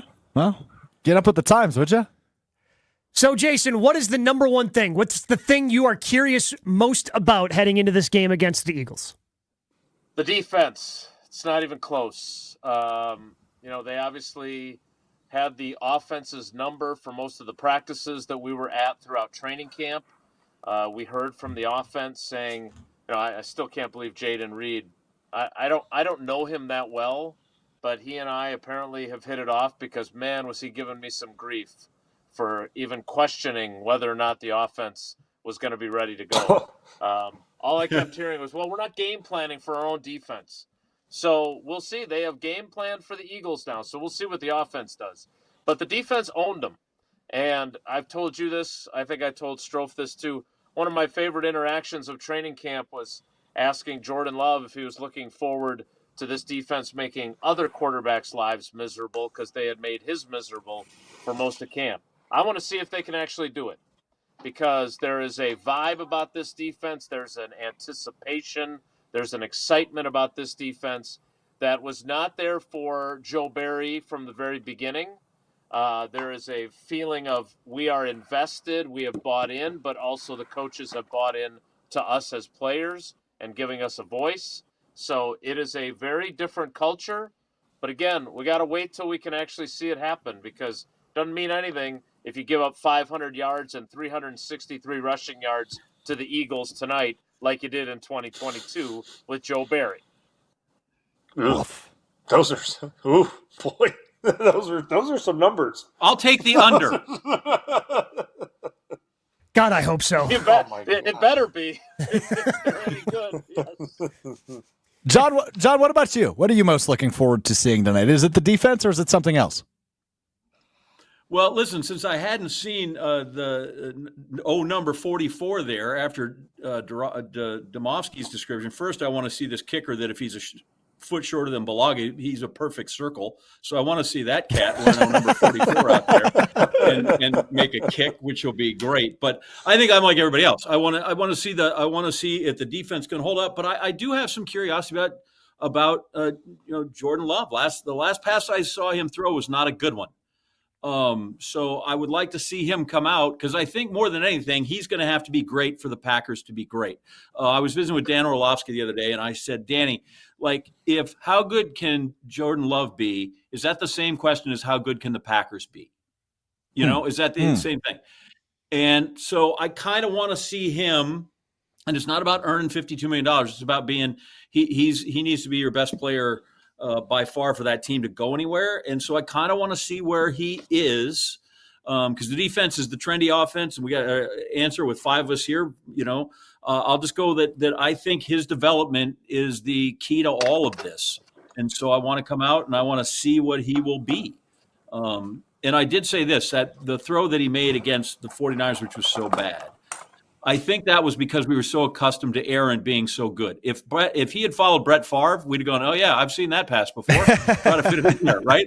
And I think it was a product of 15 years of Aaron and not 15 years of Brett Favre. But so, yeah, I'm all in on number 10. I have to see where that falls because I think that's the season is all tied up in that. I think that's a really good point, John. And the word I've used all offseason when it comes to not only love, but the Packers offense in full is consistency, right? We saw the lowest of lows with that offense in the first half of last season. And then we saw, in retrospect, the highest of highs in the second half of last season. I would really just like to see them be close to that good, but consistently throughout the entire season, rather than the roller coaster ride we endured a year ago, because that was tough to watch some weeks, and then it was really, really, really fun to watch other weeks. So I'm totally with you on Love's consistency is the biggest thing I'm looking for. Gabe, I think you answered this with the defense, correct? Yeah, it's the defense, but if we're talking offense, like I want to know what Josh Jacobs is. Because 2 years ago, he was fantastic. And last year, look, it's the Raiders. They weren't a very good team, but he did not have a very good season.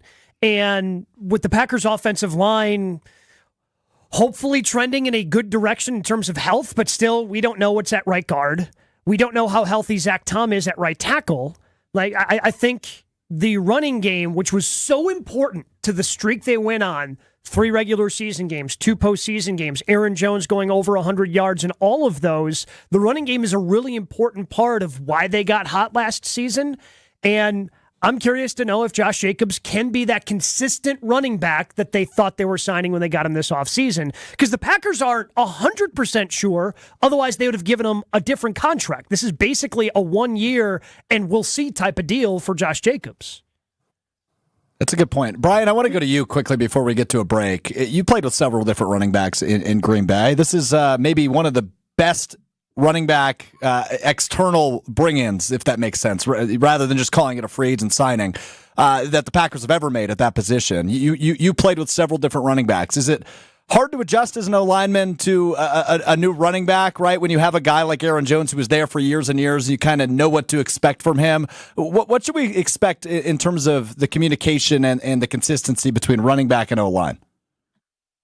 Yeah, I mean, I think early on in training camp and there was probably a little bit of feeling out period because Jacobs ran a certain style in Vegas. It was a downhill duo double team type run scheme. There wasn't much zone. It wasn't full flow like LaFleur runs. So that takes time for linemen to understand where the cut points are going to be. Where are his eyes going? Is it like in this scheme, the running backs start front side and it goes back as the gaps close up. So that's different feel for everyone. Aaron Jones was fantastic at it. You saw him make cutback runs that were the backside B gap or A gap were wide open, and he would be flying third because he knew how to set up blockers and defensemen in the zone scheme. Jacobs hasn't really done that at Vegas. Obviously, he's had all training camp to kind of get that relationship built.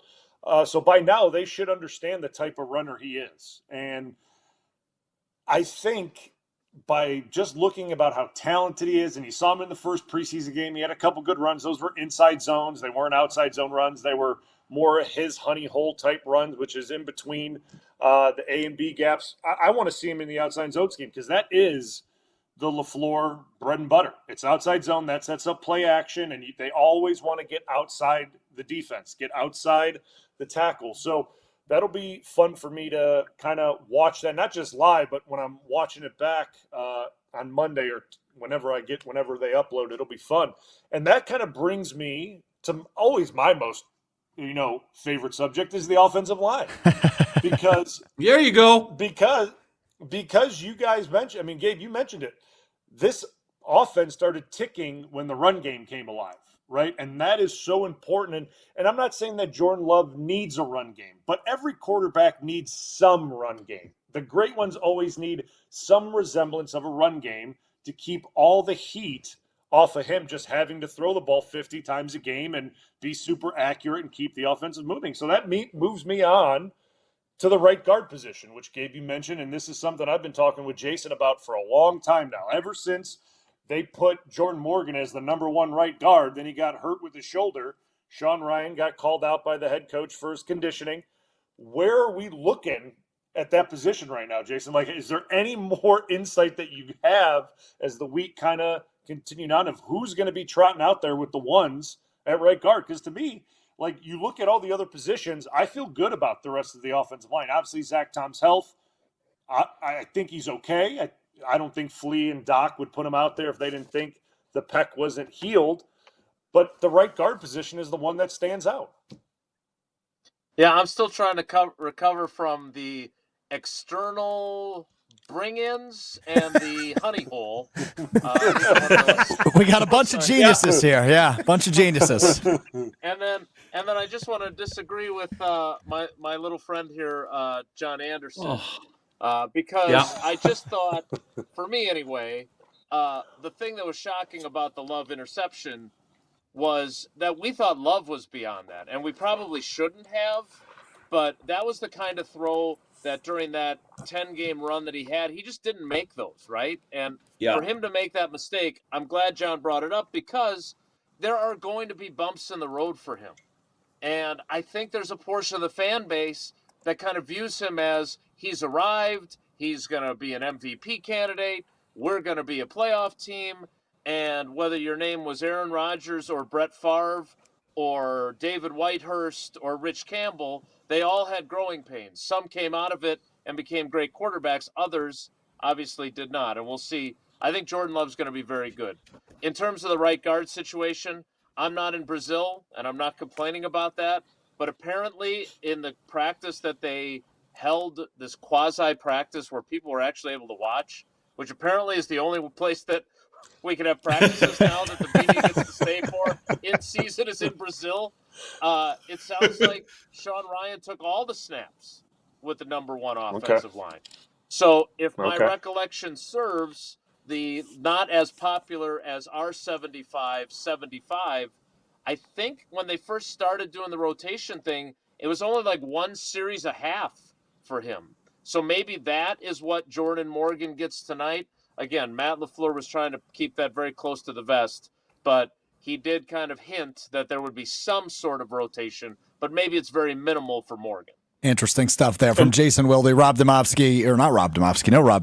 Brian Bulaga, John Anderson, Gabe Neitzel, Alex Strofe. Wow, a lot of people today, Brian. Bear with me. It's week one. Knocking off the rust here, pal.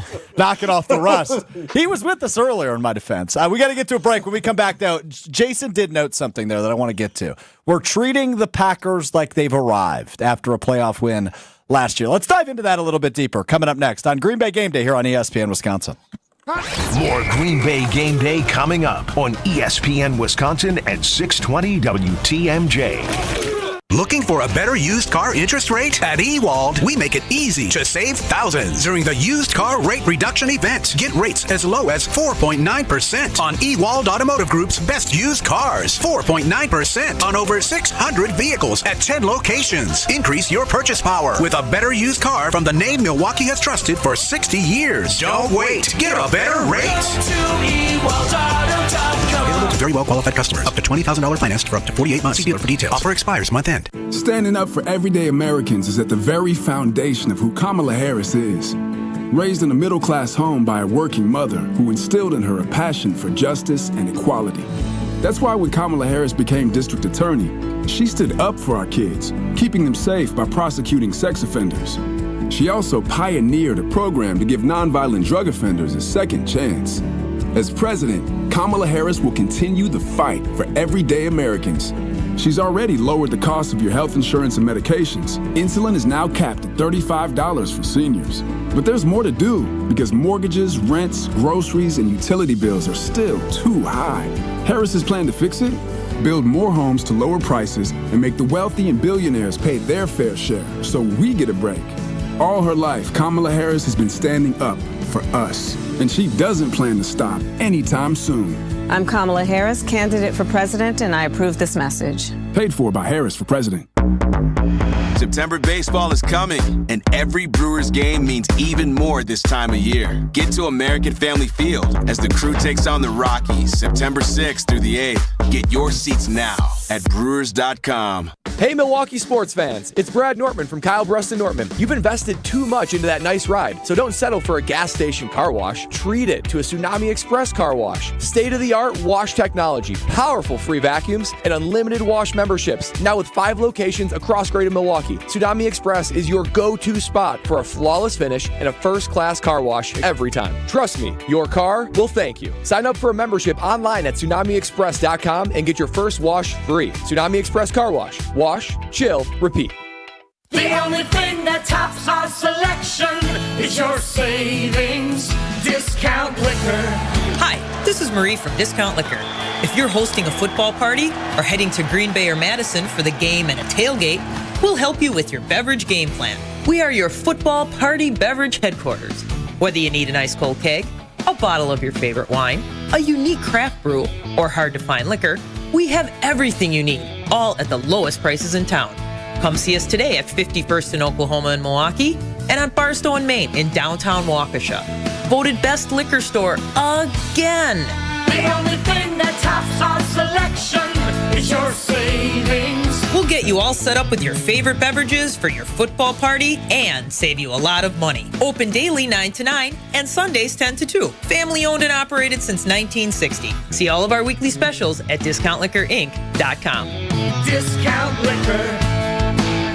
Are you looking for a reliable ride? I've got you covered. It's ESPN Milwaukee's Jen Latta. I use AccuTrans Group for my private transportation needs during the college football season. AccuTrans is a veteran-owned business dedicated to providing unmatched corporate, personal, and event-related transportation that you will use again and again. From corporate travel and weddings to group events, AccuTrans Group caters to every occasion. Booking is easy, safe, and dependable. Visit AccuTransGroup.com to get a quote or to book a reservation today for reliable and safe transportation.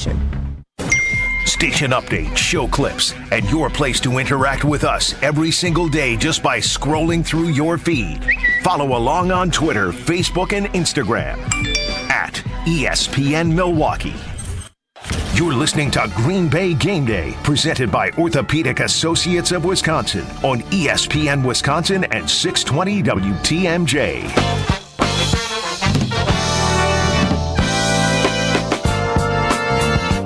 Game day leading up to kickoff. Green Bay Packers, Philadelphia Eagles. Week 1 of the NFL season is officially here. You made it. I'm Alex Strofe with Gabe Neitzel on the Gruber Law Office's One Call, That's All studio here on Green Bay Game Day, brought to you by Orthopedic Associate of Wisconsin. We've got the wireless headphone gang with us here as well. The former Packers right tackle Brian Bulaga, of ESPN fame, the great John Anderson, and Wipeout fame. I know Jason would be upset if I didn't mention Wipeout at least once today to John Anderson. And Jason Wilde with us as well. Jason, you're a huge Wipeout fan. Love Wipeout. Are these actually working? They are. Your audio is a little bit worse. You sound like you're underwater, but we hear you. Yeah, it goes. Okay, good stuff here. He's going to switch back. That's what I've noticed. Dynamite like drop in by Jason Wilde. So Jason mentioned something in the previous segment about, people are kind of acting, Packers fans are acting like the Packers have quote unquote arrived after a playoff win a year ago and a really nice 3 quarters against the eventual NFC champion 49ers. John, I want to start with you. I would guess, since you tend to lead pessimistically, you would say the Packers have not fully arrived quite yet entering the 2024 season? So first off, I keep getting painted as the pessimist. All I'm saying is some people don't have the same scar tissue that I have in their life. Oh, I know. Sometimes that's why you wake up in the morning and you limp a little and do some of those other things. So that's all. Yes, I think that some of the people that I know and I visit with are out over their ski tips a little bit for the Packers. And the only reason I say that is that I'm with everybody else. I think they're in a really good spot. I think they have really talented people. I think the schedule's favorable enough for them. There's all these good things, but you have to execute it. And there's a position where you could be 9-8, or you could just be 10-7, and have minimal. It could look kind of different, and you feel like the team's better, right? Like how many early on didn't Mike Holmgren have a couple straight 9-7 seasons? Yes. But you're like, that team was better every year as they got there. So I don't have to get totally involved in that. Just like if you go and you do well, like winning a playoff game is great, but you might not be able to win a playoff game because of who you get matched up. The Packers, as I recall, when you won the Super Bowl, right? They were a wild card team. The next year they went 15-1. And didn't get out of it, and then they lost the first one. So, there's a lot of stuff that has to go all the right way. So I'm totally thinking they are in a great spot. Everything's good. But you kind of have to, here you go. This isn't pessimist. This is the guy who went to school in Missouri. Show me. I need a little of that. And I don't need it for I think we can get a feel on that 6, 7, 8 games of where they are. And then I will be in a much better spot. But I do think there are some folks that might be a little bit out over the ski jump here on the 90-meter hill. I couldn't agree with you more, John. And maybe it's because I do the show every day with Chewy, and he was on those teams that kind of took those small steps. Like, he was still a young team in '92 when they beat the Lions in the postseason. They made it the same distance with the same record the year after in '94, but they got to host a playoff game, and then they go to the NFC Championship game. And I know it's not always linear like that, the way it builds, but this is still the youngest team in the league. They've got one guy over the age of 30. And there's still growth that needs to happen. Maybe it's not much offensively, but certainly defensively, they're going to be relying on a lot of young guys in a new scheme. So there are going to be growing pains this year. And last year, as fun as it was fantastic. It was great. There's still more growth that needs to happen. So I'm 100% there with you. I don't think it's just, hey, we're cruising to a 16-1 record this year. Let's go. Green Bay Game Day with you here, leading you up to kickoff between the Green Bay Packers and the Philadelphia Eagles. Coming up next, oh baby, John Anderson, Brian Bulaga, you fellas are in for a treat. We play the world-famous game called Yes or No with Jason Wilde, a game in which Jason Wilde answered yes or no a total of 0 times last season. He answered yes or no 0 times. Jason, are you going to keep the streak alive? I am. By the way, don't buy generic AirPods. They just don't work. Don't do it. Just spend the extra money. If you've got the ESPN money or the NFL money, hey, spend it all you want. These are garbage. I'm done. Okay. Well, we are back to the original setup for Jason Wilde in the Jason Wilde Hour, which continues with Yes or No with Jason Wilde. That's next, right here on Green Bay Game Day. We're back with Green Bay Game Day after this on ESPN Wisconsin at 620 WTMJ.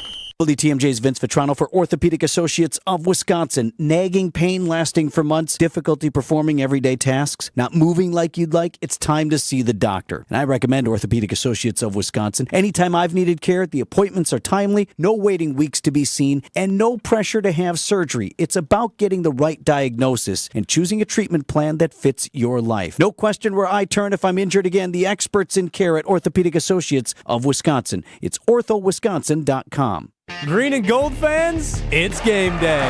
And you know what that means. Tailgating with friends and raising a glass to our favorite team. This season, make Bacardi the star of your pregame party. Whether you're mixing up a classic Bacardi and cola, refreshing Bacardi lime and soda, or a smooth spiced and cola, Bacardi is the perfect pick for game day fun. Grab a bottle and get ready to cheer on Green Bay with the best in hand. Available now at your local retailer. Live passionately, drink responsibly. Bacardi USA, Miami, Florida. Rum 40% alcohol by volume.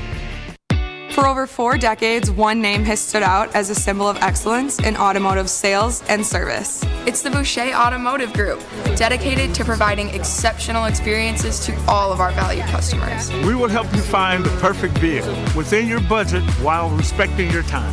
With 20 convenient locations, we're the one-stop destination for all your automotive needs. At Boucher, we're your trusted partner on every mile of your journey. Riding with you every mile since 1977. $1 million. That's big, really big. This September, Potawatomi Casino Hotel Milwaukee is handing out a cool million, and you've got a shot at winning your share. The big $1 million giveaway is here. Just play with your rewards card and you're entered to win. Couldn't be easier and couldn't be bigger. No wonder it's called the Big One. For more details, visit paysbig.com/big one. Must be 21 and a rewards member to play. Standing up for everyday Americans is at the very foundation of who Kamala Harris is. Raised in a middle-class home by a working mother who instilled in her a passion for justice and equality. That's why when Kamala Harris became district attorney, she stood up for our kids, keeping them safe by prosecuting sex offenders. She also pioneered a program to give nonviolent drug offenders a second chance. As president, Kamala Harris will continue the fight for everyday Americans. She's already lowered the cost of your health insurance and medications. Insulin is now capped at $35 for seniors. But there's more to do because mortgages, rents, groceries, and utility bills are still too high. Harris's plan to fix it? Build more homes to lower prices and make the wealthy and billionaires pay their fair share so we get a break. All her life, Kamala Harris has been standing up for us, and she doesn't plan to stop anytime soon.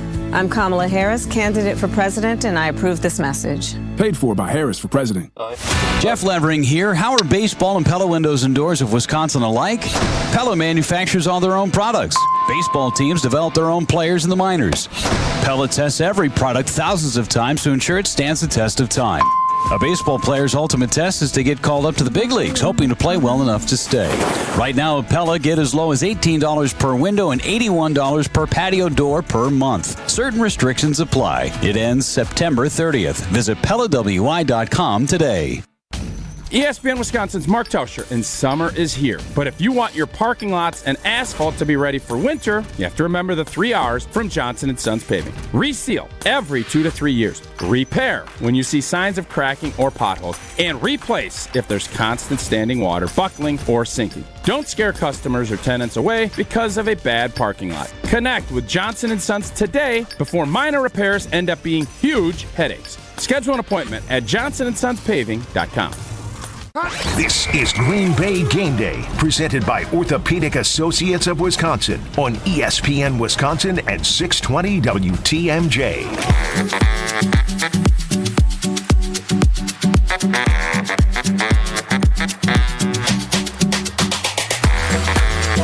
Green Bay Game Day with you, leading up to kickoff. Packers, Eagles in Sao Paulo, Brazil. Week 1 of the NFL season has arrived. I'm Alex Strope alongside Gabe Neitzel, John Anderson, Brian Bulaga, Jason Wilde with us as well here on Green Bay Game Day, presented by Orthopedic Associates of Wisconsin. I'm proud of a lot of things in my career. Lots of things. As Jason Wilde just given us quite the Dancing with the Stars cast was announced this week. Jason should have been on it. Yeah, I love how he was moving in and out of frame. It was almost kind of like the Collinsworth slide, except he was, like cha-chaing his way into frame. It's the Wilde salsa, as they call that on Twitter. Like I said, I'm proud of a lot of things in my broadcast career. None more than what we're about to do right now. It is time to play the best game ever invented in the history of radio. It is time to play Yes or No with Jason Wilde. Will today be the day there are black and white answers from our most respected journalist? Possibly. I think we shouldn't be greedy. Maybe. You would certainly hope so. It's time for Yes or No with Jason Wilde. That gets me every time. Let's play some Yes or No with Jason Wilde. I've got 4 yes or no questions for the panel of Jason Wilde, John Anderson, Brian Bulaga, and Gabe Neitzel. And as always, we will start with Jason Wilde. Jason, yes or no? Saquon Barkley is the Philadelphia Eagle that poses the biggest threat to be a game wrecker tonight. Maybe. I mean, they've got a lot of different threats on their roster, right? I mean, A.J. Brown is a big threat. Dallas Goedert is a big threat. I am really curious to see what they do in terms of Jalen Hurts. I'm really curious to see if Jalen Hurts, with a new offensive coordinator in Kellen Moore, kind of regains his form, because obviously during the second half of last season, things did not go well for him as they had the previous year when he was second in the MVP voting. So perhaps Saquon Barkley, but perhaps someone else. Perhaps, he says. Those rules don't apply to Jason. They do apply to everybody else. John Anderson, I go to you. Saquon Barkley, the biggest threat to be a game wrecker. No, Jalen Hurts is.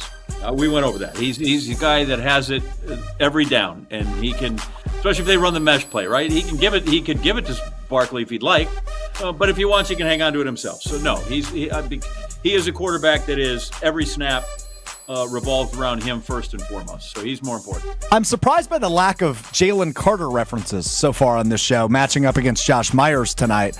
I go to the former offensive lineman, Brian Bulaga. Is it Saquon Barkley, yes or no? No, it's Hurts. I'm with John. It's Hurts. As I mentioned earlier, Kellen Moore, offensive coordinator, throws the ball a bunch. What can happen when you throw the ball a bunch? The quarterback can run, get out of the pocket, scramble, make plays on the move. I think it's Hurts. You guys are probably right, but I'm saying yes, just because, again, I've been having nightmares of Saquon Barkley all week. Of this whole idea of the Packers, trying to stop the run on their way to the quarterback just makes me think that they're going to be maybe a little over-aggressive. That opens up some running lanes for Saquon Barkley, and he's going to break off a couple of big ones. They're going to break the Packers back. All right, there you have it. I say no. I'm really intrigued about that Jalen Carter-Josh Myers matchup. That worries me. Jalen Carter is really good defensively for Philadelphia. So I'm curious to see how that matchup plays out. But of course, Saquon, very close to the top of that list for me as well. Question 2, Jason, yes or no, Jordan Love must play like a top 5 quarterback in week number 1? Yeah, I don't know about that, because when you think about it, if he does play at that That was level, really close. He was really close. He said, to no. yeah, I don't know. Like, you got really close to him giving a yes or no there. I'm going to get him. I'm going to get him one of these days. Go ahead, Jason. Maybe if he someday stopped promoting it as the greatest bit in radio history. I didn't call it a bit. I'll consider giving an actual answer. But be that as it may, it could certainly be a game in which they need him to play like a top 5 quarterback. But look, they're going to give Josh Jacobs the ball a ton, right? Matt LaFleur keeps talking about how he's a high-volume back. Part of the idea, and I can't remember because there's like 17 people on this show right now, one of you said about how Jordan Love's success late last season happened when Aaron Jones was playing really well. And Aaron Jones had 5 straight 100-yard games. So while Jordan Love did play like a top 5 quarterback, he had his offensive line finally get its act together, and he had a running game that was being productive. I don't know if that's going to be the case tonight. If it's not, he's going to have to carry them. John Anderson learning I am a very modest human being, specifically when it comes to this game. Yes or no with Jason Wilde. John, I go to you. Jordan Love must play like a top 5 quarterback week 1. Yeah, I'm just thinking, gosh, I remember when I listened, Garrison Keillor had a good bit for a while on radio too, but I'm glad that you have decided to go beyond the folks in Lake Wobegon. I don't know if he has to be a top 5, but I think he always has to be better than average. And because we talk about how great the wide receiver core is, right? Okay, they're a skilled group, but he's the guy that has to make all of them better all the time. Unlike if you had Devontae Adams or if you had Calvin Johnson, you had somebody who was true number 1, and you can put anybody in there and like, if you can't throw to that guy, you can't play in the league. And so I think a little more is required of him because of that. I think he helps make all those receivers better. And I think the biggest thing they could do to help him, though, is just make sure that you turn around and hand it to Jacobs. And like Aaron Jones, if he touches it 20, 22 times and he's in good stead and catches it 3 more, then they're probably in a good spot. I think Jacobs is maybe the second most important player on that team because just as Jason said, like when Jones was in and he was good, the whole operation went great. And when he was out, the whole operation was sputtered. So I don't know if he's got to be top 5, but he's got to be, how about top 10? Because he's got to make everybody better. So I will take that as a no. You're doing your best Jason impression there. You didn't answer yes or no. Love it. Yeah. You guys are going to get along just fine. Brian Bulaga, I go to you. I'm on the no train because I really think that the run game needs to hit. It needs to hit early. And I think that's, for me, when you're going against a team like Philly, that they also want to control the rock. They got a big physical offensive line there. Their kind of DNA is made up front on defense as well. You got to take it to these defenses. They want to get in the passing situations. They want to rush the quarterback. Vic Fangio's defenses are very aggressive getting after the quarterback. So you want to keep them on their heels and be able to run the football. So I don't think – I'm with John. I think, yeah, he needs to be good. He can't go into this game and have him play bad and think you're going to win. But I don't think he needs to be top 5 good. I'm all for – solid play and a great running game. So I'm a no on that. Yeah, I'm a no on this as well. I think it's eventually coming where he's going to have to be that guy once that extension kicks in. But as long as they are as deep as they are with the weapons that they have offensively, he doesn't have to be that top 5 guy right now. A lot of mentions of Josh Jacobs. Let's do a fun one regarding Josh Jacobs. Yes or no, Josh Jacobs will break the NFL record for most receptions in a career without a receiving touchdown. For context, he is 6 receptions away from that record. He has never scored a receiving touchdown in his all-pro career, Josh Jacobs. 6 receptions away from breaking the NFL record for most receptions without a receiving touchdown. Jason, yes or no, does he break that record? Yeah, maybe. I mean, I think it's a real goal for Jordan Love to get him his first touchdown. Is he able to do it before he's caught 6 other passes that do not lead to a touchdown? Yeah, I don't know. I'm not really sure at this point. And by the way, if we were a true team here, everyone would do this to you, not just me, and we would all give you answers just because of your arrogance about this game. You'd notice Gabe and Brian are nice to me. I'll just throw that out there. John, I go to you on the Josh Jacobs stat. Yeah, I don't have a yes or no. Who cares? Like, who keeps track of this stat? Like, whatever. Somebody in the league office, apparently. Right. Like, why is that a thing? You know, they used to have a great game called Timeout for Trivia, and they'd go like, Hank Aaron broke whose record for the most home runs? And everybody would go like, Babe Ruth. And the question was like, and whose record did Babe Ruth break? Like, John, you anchored SportsCenter for 3 decades. Who has the record and who had it before? Who cares? Like, this is not a thing. This is a thing that keeps our research people up and doesn't make television unless it's this. I don't give a rat's. Nobody cares. John, name the least impressive record of ever. Okay. Dude, you're the one who delivered this information for how long during your time at sports? You were the guy who delivered this message. I'm a guy who would have sat on that stat when they gave me this means nothing. You know, we put stuff up every once in a while. I get in arguments. I'm like, this doesn't mean anything. Why are we putting this on TV? There's no value in this. Nobody's life is improved one way or another if this happens or not. Do we know who has the current record? Do you have that information? I do not. Okay. I'll have John's people talk to my people. You don't ever know. You almost made the professionals swear during the show, Alex. I like how this is going. Brian, I imagine you care even less than John? Yeah, I don't care. I'm just being real. Like, I don't care. He could. I don't even know. I don't even have anything to say about it because it's irrelevant. It really is. Like, it's irrelevant to me. Fair enough. Let's move on to the last one.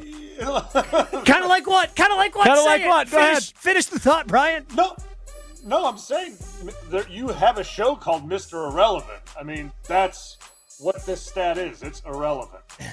Fitting. Irrelevant. Well, then it's fitting. Last one for you fellas. Jason, we'll start with you again. Yes or no? We will be impressed with Jeff Hafley's defense after week 1.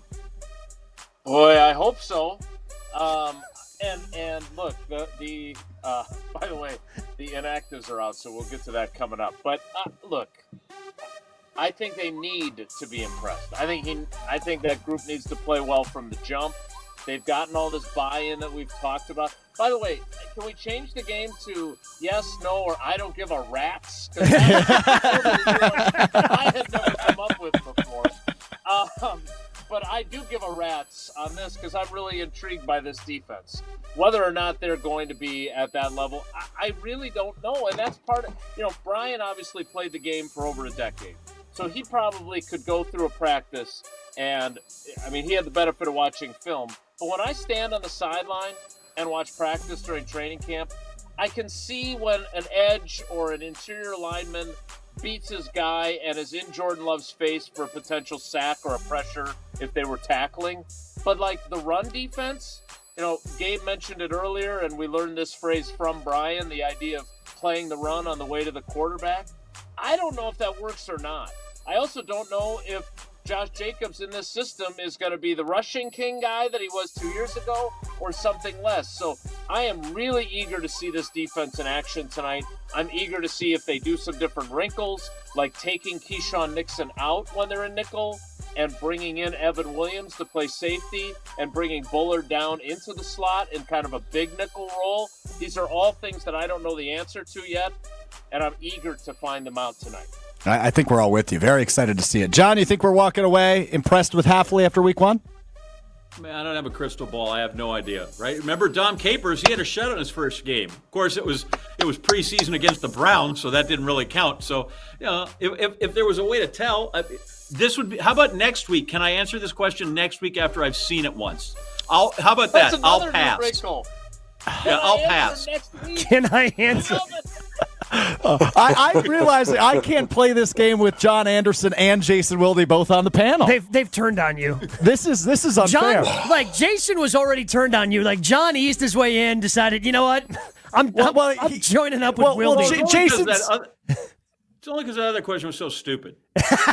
No, I think it's because Jason's been smooching John's behind for the last year about his wonderful performances on Wipeout. I think that won him over. It's like we have an alliance now, and this is Survivor. We'll see if you're even in that box next week. Oh man, you're gonna get voted off the show. Good night. All right, well, that's week 1 of Yes or No with Jason Wilde in the books. I'm not even going to Bulaga and Gabe on that question because I'm irritated. Coming up next, we take a look at the inactives tonight for the Packers and the Eagles, brought to you by the Orthopedic Associates of Wisconsin. We also get Jason Wilde's game pick if he actually gives one. That's next. It's Green Bay Game Day on ESPN Wisconsin.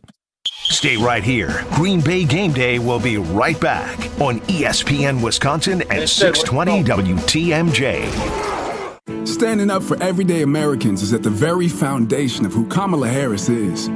Raised in a middle-class home by a working mother who instilled in her a passion for justice and equality. That's why when Kamala Harris became district attorney, she stood up for our kids, keeping them safe by prosecuting sex offenders. She also pioneered a program to give nonviolent drug offenders a second chance. As president, Kamala Harris will continue the fight for everyday Americans. She's already lowered the cost of your health insurance and medications. Insulin is now capped at $35 for seniors. But there's more to do because mortgages, rents, groceries, and utility bills are still too high. Harris's plan to fix it? Build more homes to lower prices and make the wealthy and billionaires pay their fair share so we get a break. All her life, Kamala Harris has been standing up for us, and she doesn't plan to stop anytime soon. I'm Kamala Harris, candidate for president, and I approve this message. Paid for by Harris for president. The Island invites you to fall into golf with late season rounds at Sweetgrass or Sage Run. The vibrant fall colors and cooler temperatures make for great days out on the golf course. Fall golf rates run September 16th through the end of the 2024 season, with tee time starting at $75 and stay and play packages starting at $110. And submit your 2025 golf package request early to guarantee choice dates. Plan your fall golf adventure today at islandresortgolf.com. Tito's Handmade Vodka is America's original craft vodka. In 1995, Tito Beveridge built his very own distillery and put his life savings into it. Since then, he's won the unanimous Judge's Choice Double Gold Medal at the World Spirits Competition, the Chairman's Trophy for World's Best Vodka Tonic, and many others. Tito's Handmade Vodka is still made on the same land where he started it, all in Austin, Texas. Distilled from corn and gluten-free. Visit us at titosvodka.com for recipes, videos, and more. Distilled and bottled in Austin, Texas. 40% alcohol by volume, namely 80 proof. Crafted to be savored responsibly. September baseball is coming, and every Brewers game means even more this time of year. Get to American Family Field as the Crew takes on the Rockies September 6th through the 8th. Get your seats now at Brewers.com. Dr. Aaron Holtebeck and his team at Holtebeck Eye Center make vision care a top priority with the latest technologies at their state-of-the-art Brookfield office. Dr. Holtebeck has been helping local patients with their eye care needs for over 20 years. And now, Holtebeck Eye Center is excited to add Dr. Nausheen Abbas to their team. Dr. Abbas is an ophthalmologist and cornea specialist that will join the team starting in September. Located in Brookfield near the corner of Calhoun and Capitol, learn more about their services at holtebeck.com. At Fleet Farm, we're proud to offer everything you need for everyday life. We're even prouder to offer it at the best prices guaranteed. Like Sprout Sweet Mix for Livestock, on sale for $9.29. Or 2.5 gallons of diesel exhaust fluid, everyday low priced at $6.99. And if you happen to find a lower price, we'll match it. Any day, every day. Fleet Farm's got everything you need for everyday life at the best prices guaranteed. Hi, Drew and Jonathan Scott here, reminding you that a lot of life's firsts are better with help from American Family Insurance. Like your first home expansion or your first big lightning strike. There's a first for everything. Get the right home policy at the right price with the right help from American Family's agents. Life's better when you're under American Family's roof. Insure carefully, dream fearlessly. Get a quote and find an agent at amfam.com. Products not available in every state. American Family Mutual Insurance Company SI and its operating company, 6000 American Parkway, Madison, Wisconsin. Spending more time at home? Don't forget that 94.5 ESPN's on your smart speaker. Just ask Alexa to open 94.5 ESPN. 94.5 ESPN on Alexa is presented by Gruber Law Offices. One call, that's all. Welcome back to Green Bay Game Day presented by Orthopedic Associates of Wisconsin on ESPN Wisconsin and 620 WTMJ.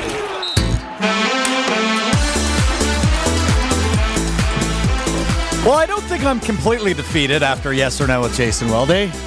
Just mostly? I'm beaten down, I'm bruised, but I'm still here, I'm still kicking. It's Green Bay Game Day presented by Orthopedic Associates of Wisconsin. That was the voice of Gabe Neitzel. I'm Alex Strobe, joined by former Packers right tackle Brian Bulaga, the wipeout legend, John Anderson, and from Wildy and Tausch, Jason Wildy with us to wrap up the Jason Wildy Hour. It is time now to look at the inactives for the Green Bay Packers. Today's injury report / inactives presented by Orthopedic Associates of Wisconsin. There is a difference. Visit orthowisconsin.com today for info. I kick it over to Jason Wildy.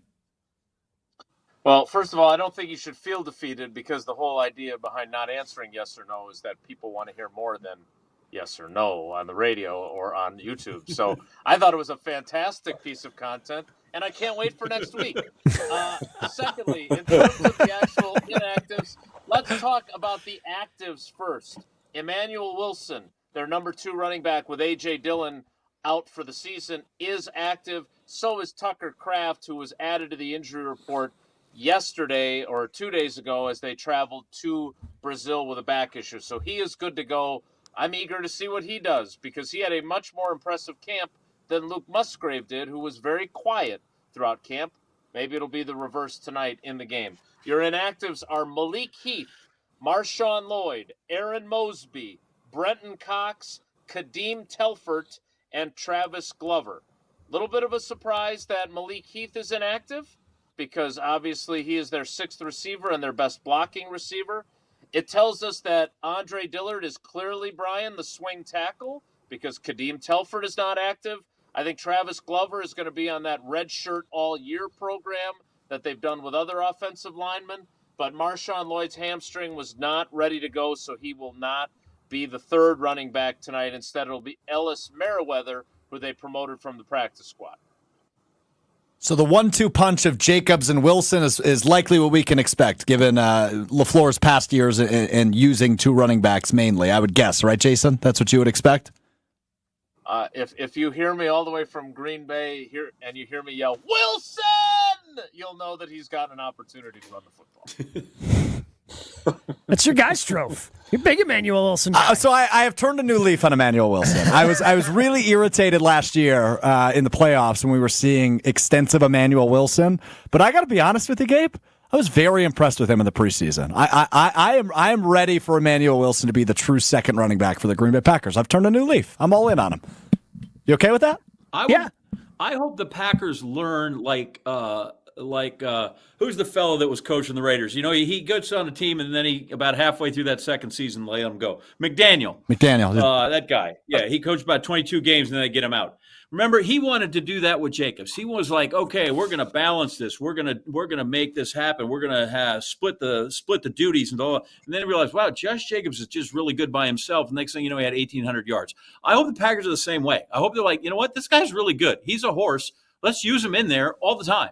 And if we're going to spell him, it's going to be just very, because he just ran 60 yards, and we need him to get some oxygen.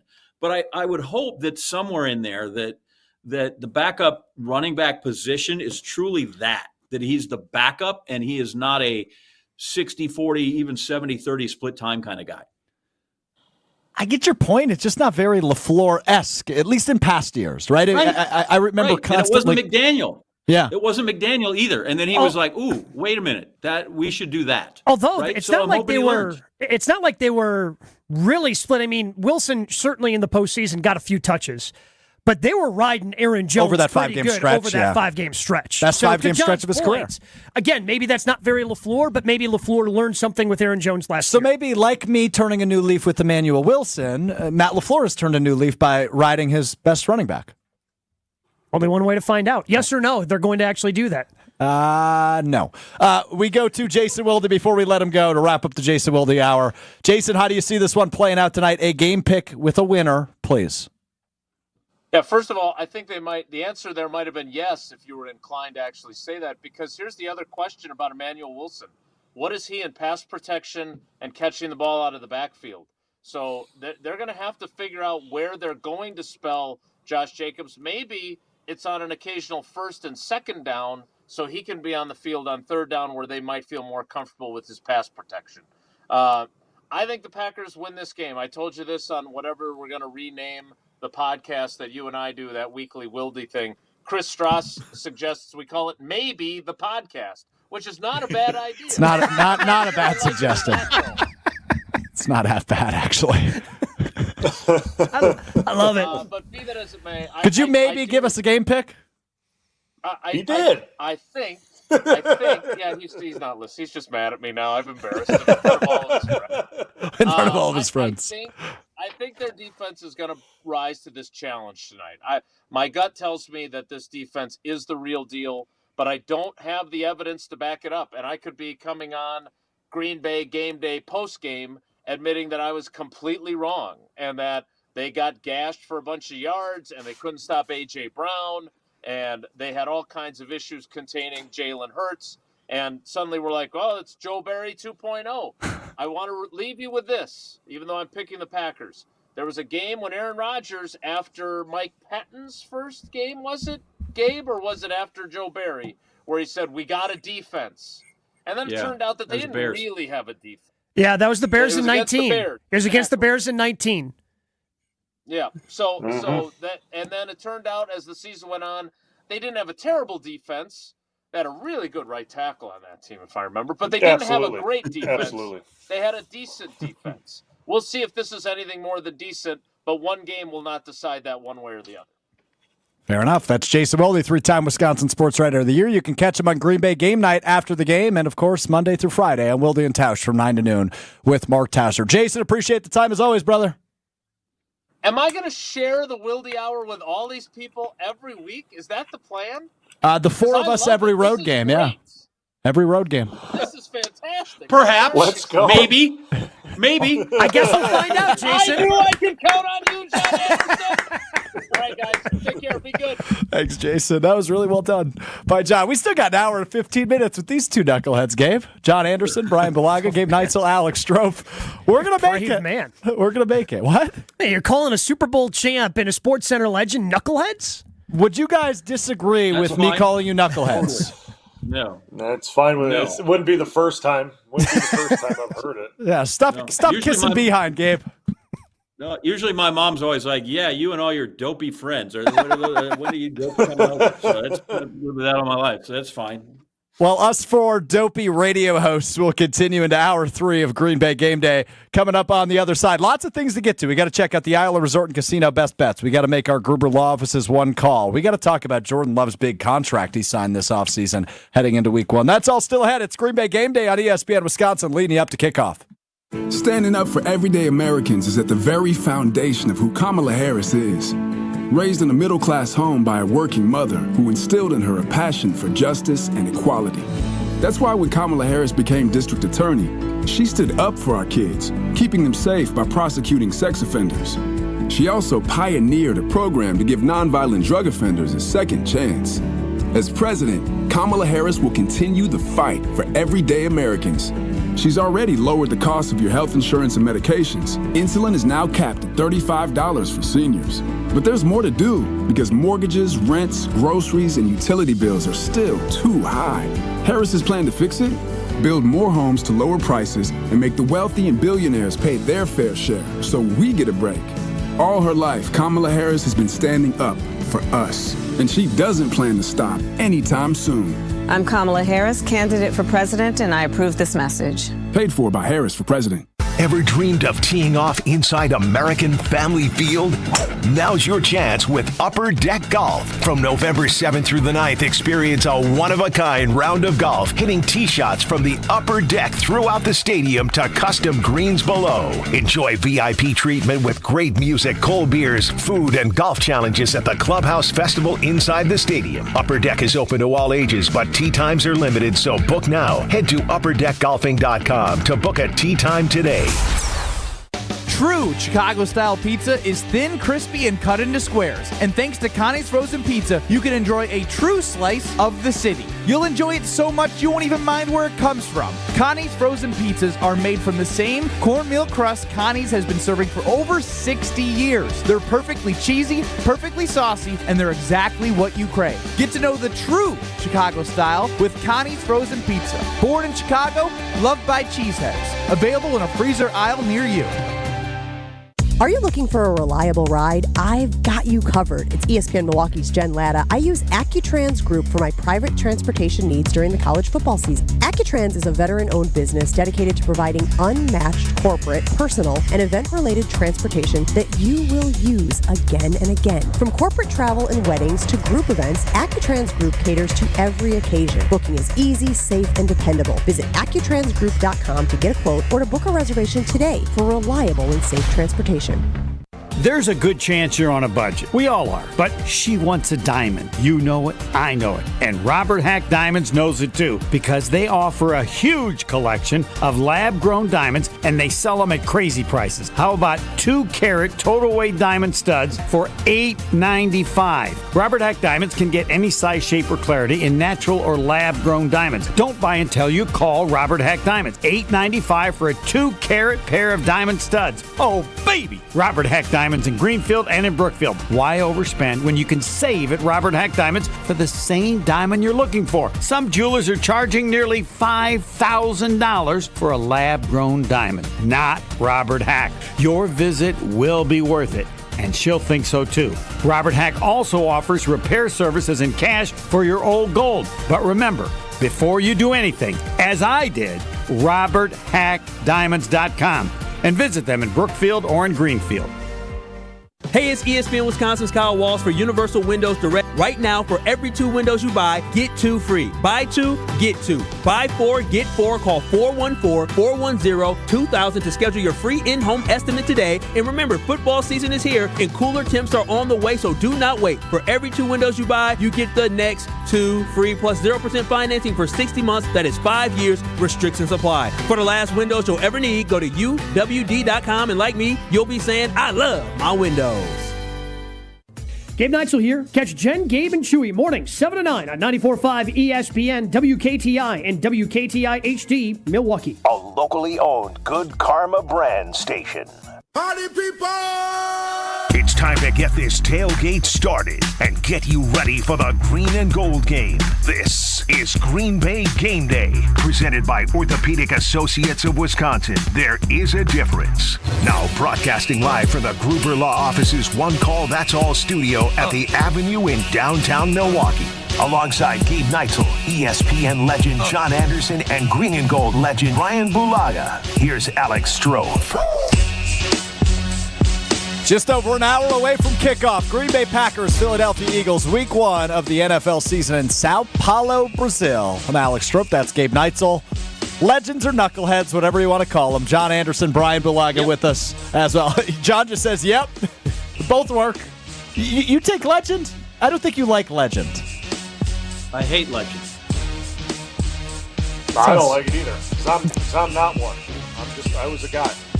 So. You weren't a Jag. You were a first-round pick. You were a Super Bowl champ. You weren't just a guy. That's all I wanted to be. Just part of the chain, man. All right. Link in the chain. Just show up every day and do the job. That's Fair enough. Yep. Fair enough, you legend. Well, another guy. Go ahead, Brian. We were called grunts. We were grunts. We did the grunt work. That was what our job was. I mean, that's. You had your superstars, Bakhtiari, left tackle superstar, Sitton, TK, you could call them super. I mean, I was just a grunt, man. I was a link in the chain, do my job. And that's what I did. Legend, he's attempting to epitomize like the bring your lunch pail to work type guy. That's what Bulaga's trying to make the case for right now, which I appreciate. All right, guys. Speaking of superstars, Jordan Love seems like he is getting there right after a really good second half of last season. This offseason, he became the highest paid quarterback in the NFL in terms of per year. $55 million a year is what Jordan Love will make now as the franchise quarterback of the Green Bay Packers after a really impressive second half of last season. we've talked about this all offseason, all four of us on the various shows you hear us on. But I just want to ask flat out, what are the expectations now for Jordan Love after becoming the highest paid quarterback in the National Football League? Gabe, I'll start with you. For me, again, because he's going to be the highest paid, because that, some of that money certainly kicks in this year, but the real money isn't really starting to kick into the next year and the year after that. So the expectation for me is continue the growth. Yes, you are going to have to be a top 5 difference-making type of quarterback eventually with this contract. That's the way it works. That's why you get this money, is because that position you can make such a big difference. As long as he continues to improve on and continue to work on that consistency, compared to last year, that's going to be good enough for me this year. I think we need to continue to have him have that growth and continue to take those steps forward. John, I'll go to you. What are the expectations for Jordan Love here in 2024 in your mind? I would do the worst thing he can do is try to live up to that. Like, I have to do this. I have to do $52 million worth. And I think that's the first place that can get you in trouble. Play like the guy, and I'm not saying you got to play like a pauper. Like I'm going to play like I'm still, making my own lunch and taking it my will. But if you start chasing that, that's really bad. The other thing is that's temporary, that title, because next year somebody else will have the title 100%. of highest paid quarterback. So don't get hung up on any of that. Go out, play like you did the last 10 games. Don't throw the interception you did against San Francisco.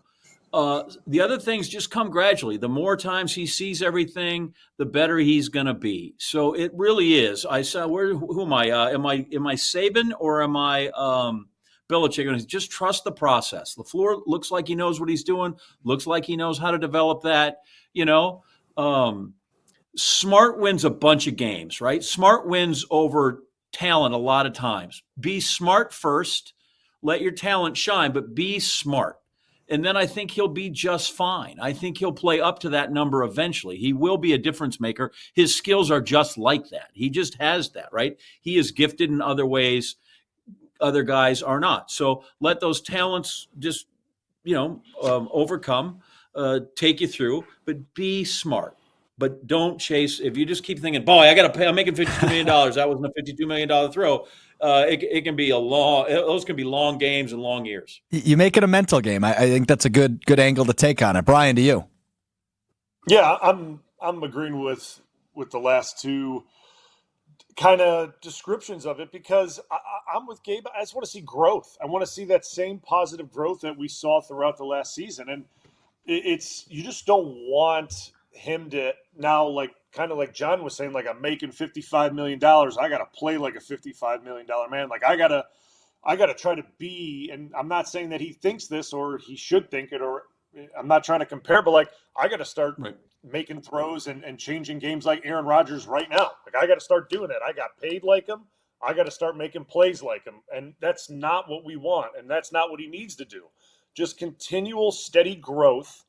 And that development will take him to a point where that is what we're talking about him and what we expect from him week in and week out. But there was always going to be growing pains last year.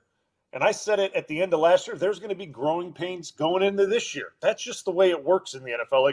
You don't figure it out in 1 year, especially at the quarterback position. It takes time. Yeah, you got the big reward. And you know what? Like John said, next year, that's not going to look like anything because someone else is biggest contract next year. So, and in 3 years, that contract's going to look like a bargain. And so you just continue to grow, and we're going to see him become that type of player, and because he's got the skill set.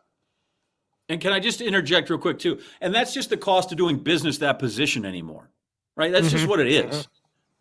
When guys, it used to be that you could be number one pick Sam Bradford, you got all up front in year one before he hadn't played at all. So at least we've seen 17 games out of this guy that we don't in some of the other ones. Yeah, and look, taking that next step forward is huge. I mean, everybody thought and just assumed last year that we were going to see that step forward down in Jacksonville from Trevor Lawrence, and they kind of sputtered, right? They missed the postseason. He made some bad throws late in the season.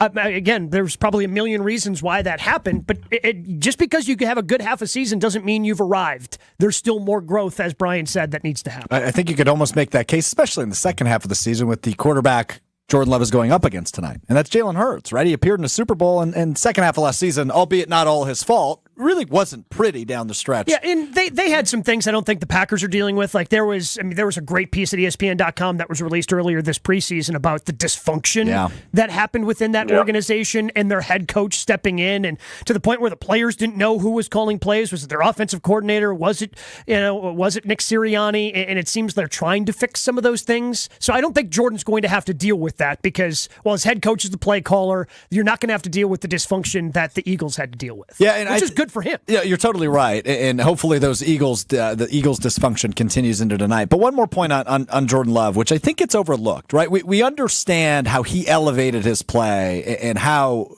miraculous he looked at times down the stretch last season. But let's not forget about the skill position players around him. Those young receivers in year 1 and year 2 last year, the way they stepped up once that playbook got opened. But Jordan Love elevated those guys too, and I think that speaks to the ascending superstardom path that Jordan Love is on, because he is he really elevated some young guns, and they've got now another training camp under their belt. So I'm excited to see the jumps for guys like Jaden Reed, Dontavian Wicks, and a healthy Christian Watson. It all goes. I am all about. Yeah. I'm sorry. Go ahead, Brian. Oh no, you're good. I was just saying, that all goes hand in hand with his development, right? The improvement of the skill guys outside, them being more comfortable. We've talked about it a bunch. John said it a bunch. Aaron Jones being in the lineup, running the ball effectively. The offensive line actually remembering how to block the second half of the season. Everything works hand in hand so Jordan Love can perform the way he did. Like, it's not just on one guy to make the whole thing tick. That's impossible. It doesn't work that way in football, especially on offense.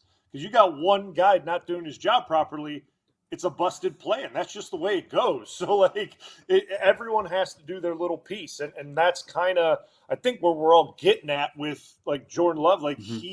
Yes, his role is extremely important, but if not everyone else is coming along with you, offense is hard. So it's on everybody in that group to pick up their their end of the deal and carry it on. It's like Herman Edwards said, takes 11 guys to score a touchdown, takes one guy to prevent it. When it happens. Good point. I think that's part of the sign that I like about Jordan Love is he made these guys, because everybody's like, oh, where are we going to draft these people? Oh, these guys the wide receivers are better than we thought because they're not super high picks. Because even Watson was second round, is he made those guys better. And if you go look, Tom Brady, Troy Brown, I guess, name some guys that played with Tom Brady. It's really hard. Do you think Amendola was that great when he came into the league? He had one really great wide receiver, and that was Randy Moss for about 2.5 seasons, right? And he caught 50 passes, 50 touchdown passes. They went crazy. How much money did Brett make guys like Billy Schrader or some of these other people, right? Aaron Rodgers, for all the times they said, oh, they never drafted him number one. Right, because he just made everybody better. So we can spend our draft capital somewhere else, because that to me is the sign. Look at the Bears all the time. It was like, if we just could get Jay Cutler more weapons, it'll be fine. No, when is Jay Cutler just going to make all those other guys better? We'll go draft Kevin White or whatever at West Virginia. Right? No, but that's what I mean. So all these times, look at the Lions. How many times did they try to draw? Did they go ahead and try to find? They finally hit on Kelvin, but they had they took the kid out of USC, and they took Mike Williams, who passed away from Michigan State. Rodgers. I tried it again. What you really needed was you needed the quarterback to make those guys better, and that's what I think we really saw in those last few games, 10 games from Jordan Love, that made you think, okay, this is why he's good. Because he made all those guys really good. They're great. They're really good players, but he made them great players. And that's what I want from my quarterback. Awesome point there by John Anderson. Brian Bulaga, Gabe Neitzel. By the way. You're right. It is. but we saw proof in the pudding last year, and hopefully, as we keep bringing up the word consistency, we see that all year with receivers that are still really young, right? Jaden Reed and Dontavian Wicks only in year 2 in their NFL career. Alex Stroff, Gabe Neitzel, Brian Bulaga, John Anderson with you here on Green Bay Game Day. Coming up next, we take a look at our Gruber Law Office's one prediction for the upcoming game between the Packers and the Eagles, less than 1 hour away from kickoff on Peacock. If you are not in a watching area, Milwaukee, of course, being one of the home markets. But if you're listening to us in Madison, say, you got to watch it on Peacock. We will do our Gruber Law Office's one call coming up next right here on Green Bay Game Day. More Green Bay Game Day coming up on ESPN Wisconsin at 620 WTMJ. Tito's Handmade Vodka is America's original craft vodka. In 1995, Tito Beveridge built his very own distillery and put his life savings into it. Since then, he's won the unanimous Judge's Choice Double Gold Medal at the World Spirits Competition, the Chairman's Trophy for World's Best Vodka Tonic, and many others. Tito's Handmade Vodka is still made on the same land where he started it, all in Austin, Texas. Distilled from corn and gluten-free. Visit us at Tito'sVodka.com for recipes, videos, and more. Distilled and bottled in Austin, Texas. 40% alcohol by volume, namely 80 proof. Crafted to be savored responsibly. Standing up for everyday Americans is at the very foundation of who Kamala Harris is. Raised in a middle-class home by a working mother who instilled in her a passion for justice and equality. That's why when Kamala Harris became district attorney, she stood up for our kids, keeping them safe by prosecuting sex offenders. She also pioneered a program to give nonviolent drug offenders a second chance. As president, Kamala Harris will continue the fight for everyday Americans.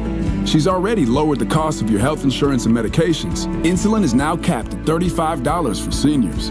But there's more to do because mortgages, rents, groceries, and utility bills are still too high. Harris's plan to fix it? Build more homes to lower prices and make the wealthy and billionaires pay their fair share so we get a break. All her life, Kamala Harris has been standing up for us, and she doesn't plan to stop anytime soon.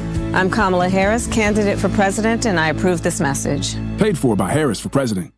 For over 4 decades, one name has stood out as a symbol of excellence in automotive sales and service. It's the Boucher Automotive Group, dedicated to providing exceptional experiences to all of our valued customers. We will help you find the perfect vehicle within your budget while respecting your time. With 20 convenient locations, we're the one-stop destination for all your automotive needs. At Boucher, we're your trusted partner on every mile of your journey. Riding with you every mile since 1977. The Island invites you to fall into golf with late season rounds at Sweetgrass or Sage Run. The vibrant fall colors and cooler temperatures make for great days out on the golf course. Fall golf rates run September 16th through the end of the 2024 season, with tee time starting at $75 and stay and play packages starting at $110. And submit your 2025 golf package request early to guarantee choice dates. Plan your fall golf adventure today at islandresortgolf.com. Big players show up in big games. Touchdown! Donald Driver and Cousins Subs are no different. With the football season upon us, Double D and Cousins are teaming up to offer 80-cent delivery this Friday through Sunday on any order of $30 or more. Touchdown! Simply order your favorite subs and sides online or on Cousins mobile app, and we'll deliver them to you. And don't forget, we now offer Apple and Google Pay. Cousins Subs. We believe in better. Milwaukee College Prep, dedicated to closing the opportunity gap for children in Milwaukee, redefining what's educationally possible so more children can pursue their dreams. Join me, Good Karma Brand's founder CEO Craig Karmazin, and Milwaukee College Prep Thursday, October 17th, and take a stand in closing the opportunity gap for Milwaukee scholars. Your support means quality education accessible to over 2,000 scholars in Milwaukee's most challenged communities. Milwaukee College Prep is closing the opportunity gap. To learn more and purchase tickets, go to MilwaukeeCollegePrep.com and click support. Guys, let's be honest. We like simple stuff, like sports 7 days a week. We like things uncomplicated, like Lady Jane's Haircuts for Men in Oak Creek on Howell Road, just south of Putes Road. Walk in anytime, 7 days a week, even Sundays. Lady Jane's, it's wicked awesome. When you're high, you feel different. Pretty obvious, right? You think different, talk different, but if you feel different, you drive different. So if you're high, just don't drive. Brought to you by NHTSA and the Ad Council. You're listening to Green Bay Game Day, presented by Orthopedic Associates of Wisconsin on ESPN Wisconsin and 620 WTMJ.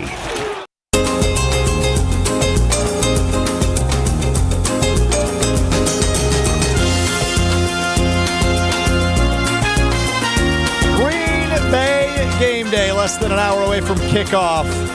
First Green Bay Packers game of the season, taking on the Philadelphia Eagles down in Brazil.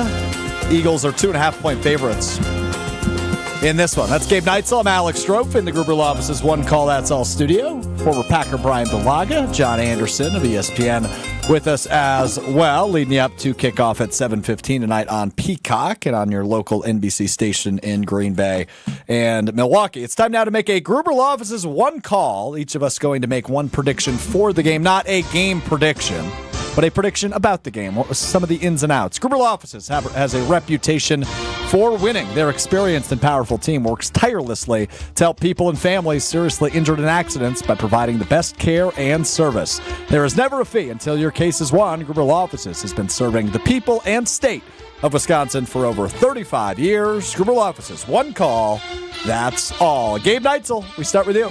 I think the Packers are going to try to dedicate themselves to the ground game tonight. I think they are going to have some success, especially if they run behind Elton Jenkins on that left side. I am saying Josh Jacobs scores the first touchdown of the Green Bay Packers season. Ooh, I like that one. Josh Jacobs into the end zone for the first score of the year. Brian Bulaga, your Gruber Law Offices, one call. Ooh, well, I'm going to go optimism with the rookie kicker. I think he makes at least 2 field goals tonight. Ooh. And I think he is perfect from the spot. I was about to say, the important part is there. Sure, he makes 2, but does he miss any? Yeah.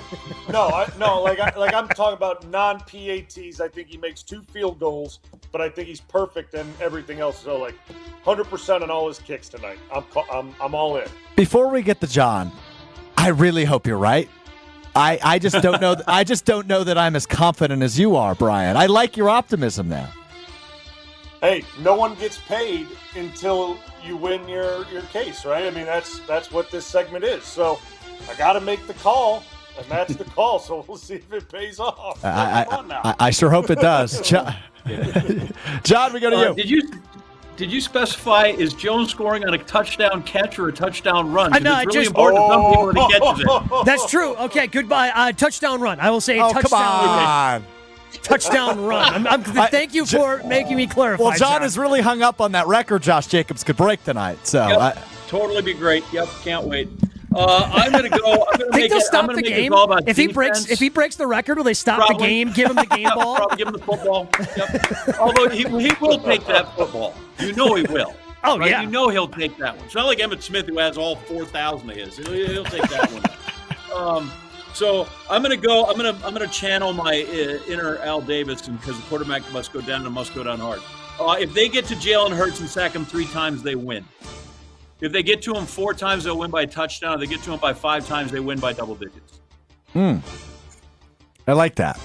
That's a staggered one. Thing's got layers. That's really good. That's great. I really hope they get 5 sacks, just so we can see how that works out. Let me tell you, the matchup that I will be watching closely is Lane Johnson, the right tackle, versus Rashawn Gary. Lane Johnson is a fantastic right tackle. He's been one of the best, if not the best in the league for at least the last 3-4 years. Obviously, we all expect Rashawn Gary to be a game wrecker. That's a matchup to watch all night long, so I think that's going to be a great duel between those two. Good insight from the Packers' former right tackle, Brian Bulaga. They're my one call. I will stick with the defense, just like John. I think the Packers' defense forces 2 turnovers tonight in Game 1 of the Jeff Hafley era. I'm going to say 1 interception, 1 fumble. 2 turnovers by the Packers defense tonight, which would indicate a good start to the Jeff Hafley era. Look, we just know nothing about this defense, and neither do the Philadelphia Eagles, which I hope works to the Packers' benefit tonight. And I think, you get what you emphasize, and what Jeff Hafley has emphasized the most is creating turnovers. So I will say the Packers with 2 turnovers defensively tonight. Those are our Gruber Law Offices one calls, brought to you by, of course, Gruber Law Offices. Brian, I want to go back to the battle that you're watching tonight, because you said we're expecting Rashawn Gary to be a game wrecker. Right to start off the show, one of the first things Gabe Neitzel said is he is not yet a Rashawn Gary believer. What gives you confidence that this is the year Rashawn Gary can take it to the next level on the edge for the Packers? I think it's the scheme and what's being asked of him and what's being required of him, and compared to the last few years in the Joe Barry, 3-down stand-up outside linebacker scheme. It's tough for pass rushers, especially guys with that mindset. And I remember talking to Clay about it a bunch as well. in that scheme where they have to drop into coverage and have certain responsibilities that don't really fit pass rushers, right? Like when you look at this defense and we look at it around the league, and we'll go right to the team that beat us in the playoffs last year, the 49ers. What does Nick Bosa do? Nick Bosa attacks all game. He's not dropping into coverage. He's not, he's always going forward. He's setting really hard edges in the run game, which is playing the pass and stopping the run at the same time because he's setting hard edges that running backs can't get outside of, and he's attacking the quarterback. And that's kind of why I expect Rashawn to play so well, because that's the mindset that he's going to have going into with this defensive scheme, is attack-minded. Yes, you got to play the run. I'm not saying they just don't even look at that, but the way that you blow up run plays, especially the way Philly does it, is penetrating, eating up linemen with penetration in the backfield. And when it's not a run, you're already halfway there to the quarterback and you go. So that's kind of why I think Rashawn's going to, turn it up a notch this year. So I'm excited to watch it. How about give me your expert opinion here, because Jason Kelce became like this superstar, right? A podcast, he's exploded. He's the most popular center in the history of the world. But he's been an all-pro and he was really good. He's going to go to the Hall of Fame and he's not there. How big is that spot to replace for them? I think it's important. I think it's a big spot. I mean, yes, he was very good in space. He was a good block. You always saw him downfield blocking, but there's more to the center position than just getting out in space and blocking linebackers. It's the relationship with the quarterback. The quarterback trusts what the center's saying, making IDs, making adjustments within the pre-snap routine when defenses are changing. So there's a lot of responsibility on that position. And that whole unit, that Philly offensive line, they trusted everything Kelce said. He'd make a call, he'd make an ID. They were all on board with it, and so is the quarterback. And when you put someone new in there you trust the guys you play next to, but have you seen it in the real deal, right? When bullets are flying, are you making the right calls? Are you able to make the adjustments? And that's kind of why they could potentially struggle a little early on, because that is such a vital part of an offense. And I say it all the time, do I think, and obviously I'm good buddies with Corey Linsley, who was my center forever. No, center isn't the hardest position on the offensive line, but I'll be damned if it's not the most important, because they are always touching the football. They're making all the IDs. They're in constant communication with the quarterback, and they're making sure everyone's on the same page before the ball snapped. So it is vital that you have a center that can pass information along and also make adjustments on the fly as defenses are moving and changing and the picture's a little murky. So it's a big deal that he's not there anymore, because they relied on him for a lot. Is the tush push dead? I'll declare it dead when I see it. They're still huge up front, so I don't think it's dead. I don't think it's dead. He's also a large man as the tush push runner. I mean, Jalen Hurts is not tiny. I think that has a lot to do with it as well. So do you think we'll see it tonight, Gabe? Yeah. Of course we will. Okay. Yeah. Just making sure. Just wondering, because that took over the league last year. It's Green Bay Game Day with you on ESPN Wisconsin. Gabe Neitzel, Alex Strofe, John Anderson, and Brian Bulaga with you. Coming up next, we take a look at our best bets, brought to you by Island Resort and Casino. Where are we playing some action tonight? I've got a good one for you. That's called the tease. We'll talk about it next. Green Bay Game Day on ESPN Wisconsin. We're back with Green Bay Game Day after this on ESPN Wisconsin at 620 WTMJ. Standing up for everyday Americans is at the very foundation of who Kamala Harris is. Raised in a middle-class home by a working mother who instilled in her a passion for justice and equality.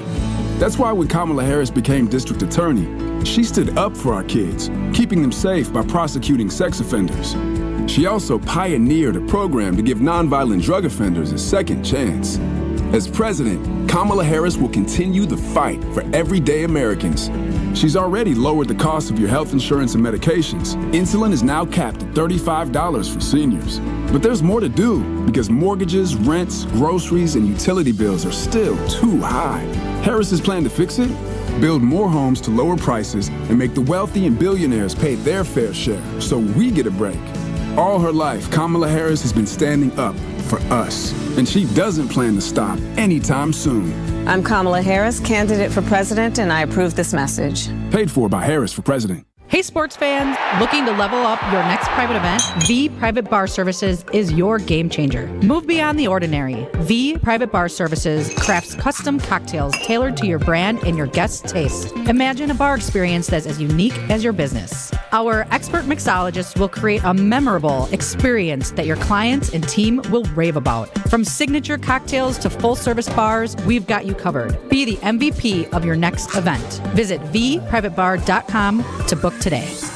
Stay up to date on the green and gold all season. The Green and Gold Fix podcast is brought to you by Potawatomi Casino Hotel. Luxury stay, elite play, unwind in sophisticated comfort. Win big, dine, and experience the events in Milwaukee. WTMJ's Brandon Snide for Wisconsin Harley-Davidson as they are hosting their third annual Medal of Honor ride this Saturday, September 7th. Join NAM Knight's Brew City chapter for a ride from the War Memorial Center in Milwaukee to Wisconsin Harley-Davidson in Oconomowoc. Enjoy music, food, and vendors supporting our veterans and police officers. Registration begins at 9 a.m. with the ride leaving at 11. Check out their website, wishd.com, or like and follow them on Facebook and Instagram. Wisconsin Harley-Davidson, your destination dealer. For love of the game. But there's nothing like being selected to the Olympic team. And love of their country. Championship of that level, gold medal, means more. Tune into Behind the Bucks on the Bucks Plus Audio Network. Inside stories from Buck stars on the agony and triumph of competing to win it all at the Olympics. It's Behind the Bucks, presented by Gallagher, your trusted insurance broker and HR and benefits consultant. Available now on bucks.com/plus, the Bucks app, and streaming wherever you get your podcasts. My house has a new glow. I love my windows. Universal Windows Direct. It's ESPN Wisconsin's Kyle Wallace. Right now at Universal Windows Direct, get 0% financing for 60 months, restrictions apply. For the last windows you'll ever need, go to uwd.com to schedule your free in-home estimate. I love my windows. They've got that brand new home effect. Universal Windows Direct. Whether you're about to graduate high school or have been in the workforce for years, it's time to take control of your future. Welcome to Lakeland University, where you call the shots. We use our flexible learning formats to customize your degree path. In person, online, and virtual classes are all available. Lakeland University is designed around you, your goals, your schedule, your future. You can even earn up to 25% of your degree via paid work experiences. Ready to take control of your future? Let us customize an education to fit your needs. Visit lakeland.edu/ESPN to learn more. If only life had a remote control, you could pause or rewind. Well, life doesn't always give you time to change the outcome, but prediabetes does. Take the 1-minute risk test today at doihaveprediabetes.org. Brought to you by the Ad Council and its Prediabetes Awareness Partners. This is Green Bay Game Day, presented by Orthopedic Associates of Wisconsin on ESPN Wisconsin and 620 WTMJ.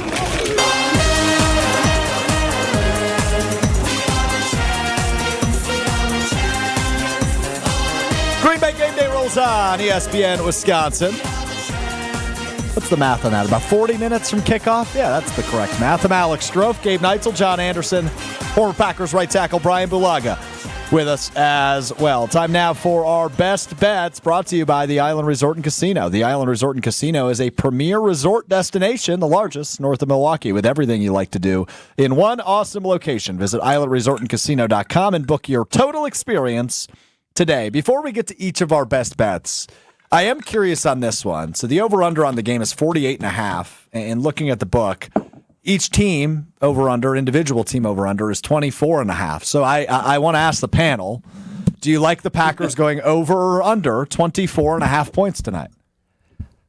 Well, in the game score that I gave and was put up on a social media graphic on ESPN Milwaukee and ESPN Madison, I had the Packers at 24 points. So I had them right around that number, but I guess I'm saying they score under that number. 24.5. John? Over. You think there's going to be some points tonight? Yeah, I can't tell you since I'm supposed to not give away my game prediction yet. But yes, there'll be more than Final score 72-0. from John Anderson. Anderson. Won't be that. It'd be great. That'd be great. Yeah. Well, or 73-0. Of course, you remember that was the Bears famously over the Washington Redskins in an NFL title game. I wasn't alive for that, but I looked things up. Yeah, I definitely remember that. You're right. Brian Bulaga, 24.5 points for the Packers offense.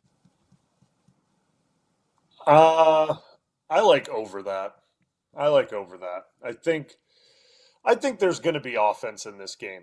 I hope you're right. And that kind of like, and I think there's going to be offense between both teams. And like we talked about this with our defense, that we all can't jump off the ship if they give up some points tonight. Like I understand that we feel good about it in training camp. They did really well against our offense.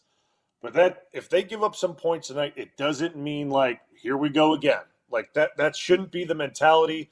It's going to take these players more than a game to get adjusted to the system. I understand that's what training camp, like, okay, I understand that. But they played 4 snaps in preseason to really feel good about it against a live opponent in a game situation. The joint practices were one thing, and they had a good joint practice against Baltimore. But it's still not the real thing. So let's, like, as optimistic as I am for this defense, if they give up some points tonight, I'm not in panic mode at all. I think it's going to take longer than a game to see what they really are. But I think Green Bay is going to score some points tonight. I think they're going to have a good showing. I'm a little slap happy with the game I watched last night between the Chiefs and the Ravens and how good of a product we saw, right? Like early in that game, you saw offense, and then it was defense. Oh, really? You saw that early? I saw referees early. That too. But Xavier Worthy and Derrick Henry getting on the board in the first quarter, it just had me craving an offensive shootout tonight between the Eagles and the Packers, although I would be okay with a one-sided shootout tonight in Sao Paulo, Brazil. One more group bet before we get to our individual best bets. This is total yardage. So this is receiving and rushing, John, for Josh Jacobs. The line is 89.5 yards for Josh Jacobs, all-purpose. Gabe? I'll go over that. I think the Packers are going to be feeding him the rock tonight. I think he's going to have a good game for the Packers. Yeah, I'm with you. I would also take the over. John, I'll go to you. 89.5. I think it has to be over if they're going to win. So, and I think I think that they'll score more than, if they're going to score more than 24.5, then he needs to be over that number. I love the expectations for Josh Jacobs from this panel today. I mean, we have high hopes, all of us. No, you're right. By the way, did you see, because now, I'm now free to watch other programs. Over there on the facility, that's that new FS1 show, right? And that's where my boy Chase Daniel, the great Missouri quarterback's on there. Shady McCoy, former Eagle, he listed his 5 best running backs for this season. He had Josh Jacobs at number 2. Wow. Ooh, like that. Number 1 being McCaffrey, I assume? Yep, we're not the only ones that just are crazy. Like that's a legit dude, and he's played the position. So Shady McCoy's got him at number 2. I'm gonna go with Shady. I'm going 89. I'm going over 89. I love that, and a guy that spent some time up front blocking for some pretty good running backs. I think he's going to pick the over too, but I don't want to put words in his mouth. Brian? Yeah, I'm gonna take the over because I personally think, especially all-purpose, everyone's expecting him to have a big role running the football, which obviously he is. He's the running back. But I think he is going to be utilized out of the backfield more than what people may expect. And we saw it in the first game against Cleveland.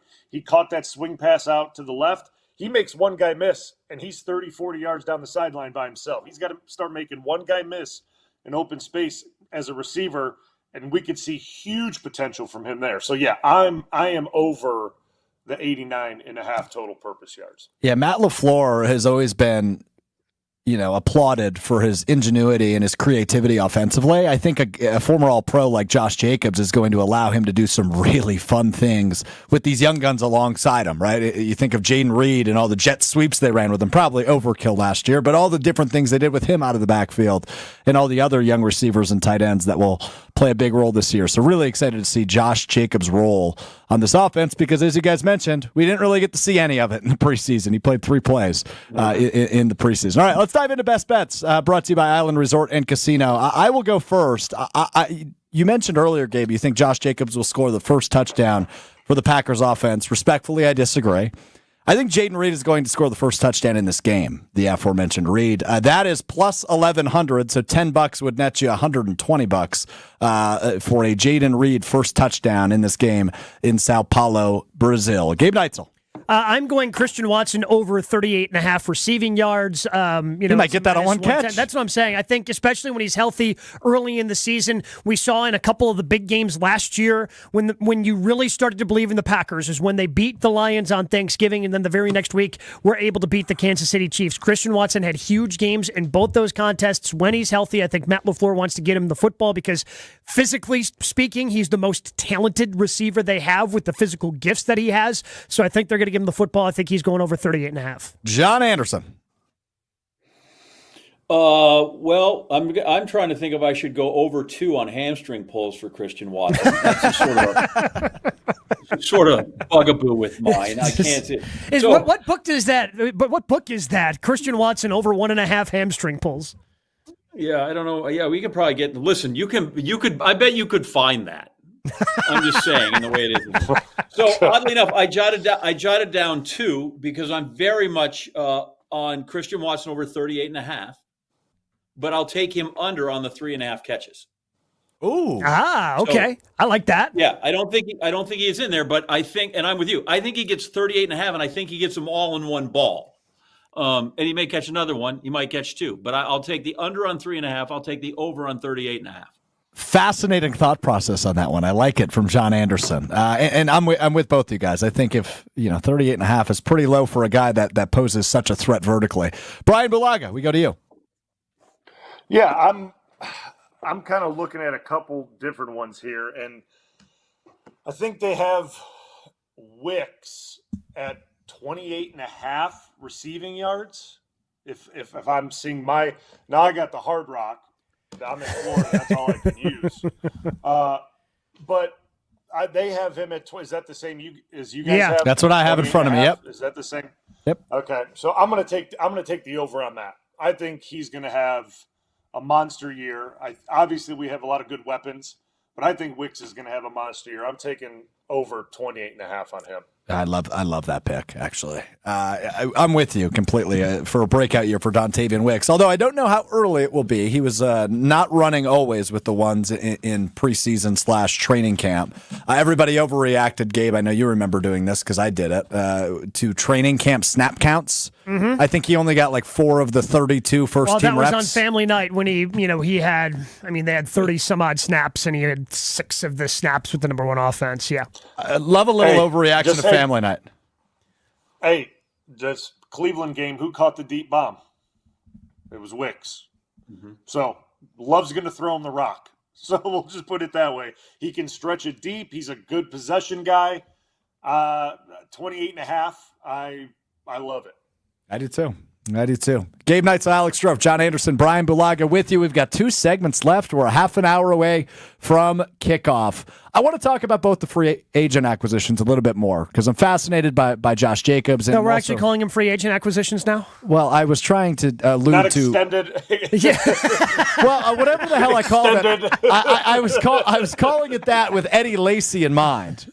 Because he was a draft pick. That's what I'm saying. But he was new to the team when Brian was already an established right tackle. You see where my thought process was there? That's why I'm making fun of it. I totally got it. I'm totally on page. I'm on board with you. All right, I'm gonna shut up. I'm gonna go to commercial break. I'm gonna make these guys shut up. We're back with you in a few. It's Green Bay Game Day on ESPN Wisconsin. Stay right here. Green Bay Game Day will be right back on ESPN Wisconsin and 620 WTMJ. Green and gold fans, it's game day.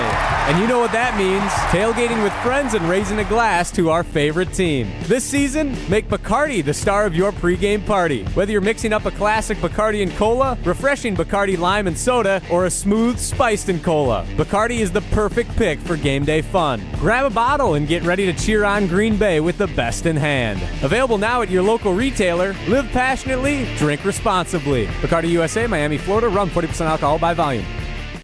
Sometimes it feels like you're down in the 4th quarter with the game on the line. Don't let your car care fumble your day. Score a touchdown with Tsunami Express Car Wash. Their state-of-the-art tunnels and free vacuums make cleanup a breeze. And their detail centers give your car an MVP shine. It's a game-winning drive every time. They're making it even easier to score big across Wisconsin with a 7th location now in Midtown Milwaukee. Tsunami Express Car Wash. Wash, chill, repeat. Sign up online for your first wash free at TsunamiExpress.com. It's one thing falling in love with a house, picturing yourself moving in and calling it home, and quite another navigating the world of price negotiating, mortgage lenders, and finding the budget that works best for you. An agent who's a Realtor can make understanding that world easier. Realtors have the expertise, access to proprietary data, and tools to help you get from imagining living somewhere to actually doing it. That's the kind of help we can provide. Because that's who we are. Realtors are members of the National Association of Realtors. Why choose a Sleep Number smart bed? Can I make my side softer? Can I make my side firmer whenever I want?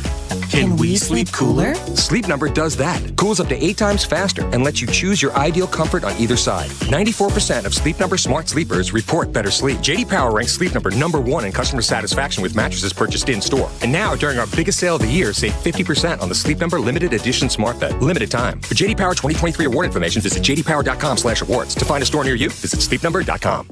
Hey, it's Jason Wilde. Our family loves when Kringle from Racine Danish Kringles arrives at our home. And now football season has arrived. So try the green and gold Kringle. Traditional pecan Kringle and cheesecake Kringle topped with green and gold sprinkles. A crowd pleaser at any game day party. Order today at Kringle.com or 1-800-4DANISH. Easy to remember. Kringle.com or 1-800-4DANISH. Racine Danish Kringles. Not just a treat, it's a tradition. And the official pastry of ESPN Wisconsin. Hey, this is the Fat Jack, and football season is here. Are you ready to make some money? Have you bet on sports before? That probably did not go great. I can help you make money. Go to fatjacksports.com and get dialed in to turn a profit. The picks are emailed to you. They're on your personal portal on the website, and you can pay less than $50 a week for longer packages to make money betting this football season. Fatjacksports.com, the only place you need to go. 100% transparent, and will turn you profit this season at fatjacksports.com. Sunday, Sunday, Sunday. It's racing season at the legendary Great Lakes Dragaway, and our schedule of events is ready. We've still got our yearly holiday weekend races like Labor Day weekend, plus Nitrous Streetcar Brawl, Import Wars, and Night of Fire. You can also book corporate and private events. Take advantage of our season-long passes and even schedule a time to take your car down the legendary quarter mile. Go to GreatLakesDragaway.com for pricing and info. Great Lakes Dragaway, just a burnout west of I-94 on County KR. Be there. I'm Ben Jewick with Coakley Brothers and Brothers Interiors. The crew is winning ball games here in Milwaukee and around the country. Our team stands ready to help your organization win across North America. Powered by Coakley Connect, our revolutionary facilities management platform. The Coakley crew supports clients across the country manage their real estate portfolio, offering facility-focused products and services, interior design, construction, new furniture, installation, and move management. We'll help you create and manage interior environments that drive your teams forward. Visit CoakleyBrothers.com and hit a home run. Welcome back to Green Bay Game Day, presented by Orthopedic Associates of Wisconsin on ESPN Wisconsin and 620 WTMJ.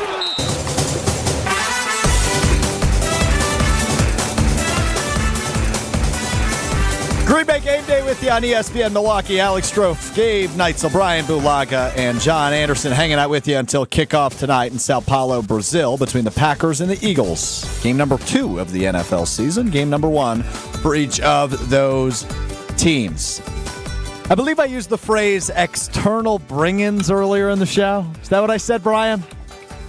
I think so.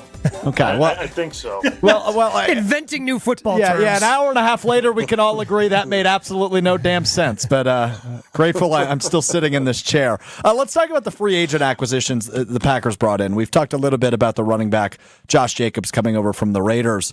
And Rob Demovsky mentioned in the 4 o'clock hour when he joined us how the safety room went through a complete overhaul, right? You think about the rookies and, of course, the external bring-in. That was Xavier McKinney from the New York Giants. Each of those guys are going to play a major role for this Packers team in 2024. Gabe, I'll start with you. Which of those free agent acquisitions do you view as more important to the Packers' 2024 success? I mean, I think McKinney is going to be really important because, I mean, the Packers have been searching for a high-quality safety ever since Nick Collins had the unfortunate neck injury. But I do think it's Josh Jacobs for all the reasons we continue to talk about. The offense hummed at its best when Aaron Jones had done something that Aaron Jones had never done before, and that's rush for 100 yards in 5 straight games. I'm not saying that Josh Jacobs needs to rush for 100 yards in all 17 games this year for the Packers, but it just illustrates how important the run game was to opening up everything that they wanted to do in this offense. And that's true of this style, the McVay, Shanahan type of offense. When you're able to run all your play action stuff because the running game is an actual threat, it just opens up everything. So I think for the continuing growth of the wide receivers, for the continued growth of Jordan Love, Josh Jacobs ends up being hugely important to this offense. Really good answer by you, Gabe. Brian, I go to you. I'm going to take I'm going to go with McKinney because you alluded to it of what safety play we've seen, and Nick Collins got brought up, and I was fortunate enough to play a few seasons with Nick, and amazing player.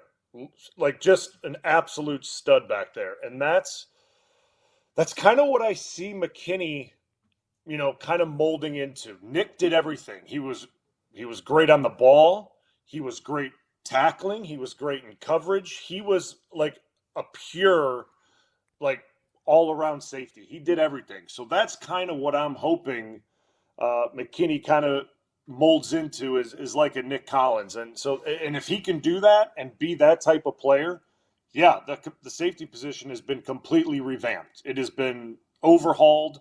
And if we could get that type of play and player, man, it's going to look great. Yeah, when you're looking to replace a guy for a dozen years, that gives you a pretty good indication of how good that guy was when we bring up Nick Collins. John. Yeah, Nick Collins was going to the Hall of Fame. 100%. Right?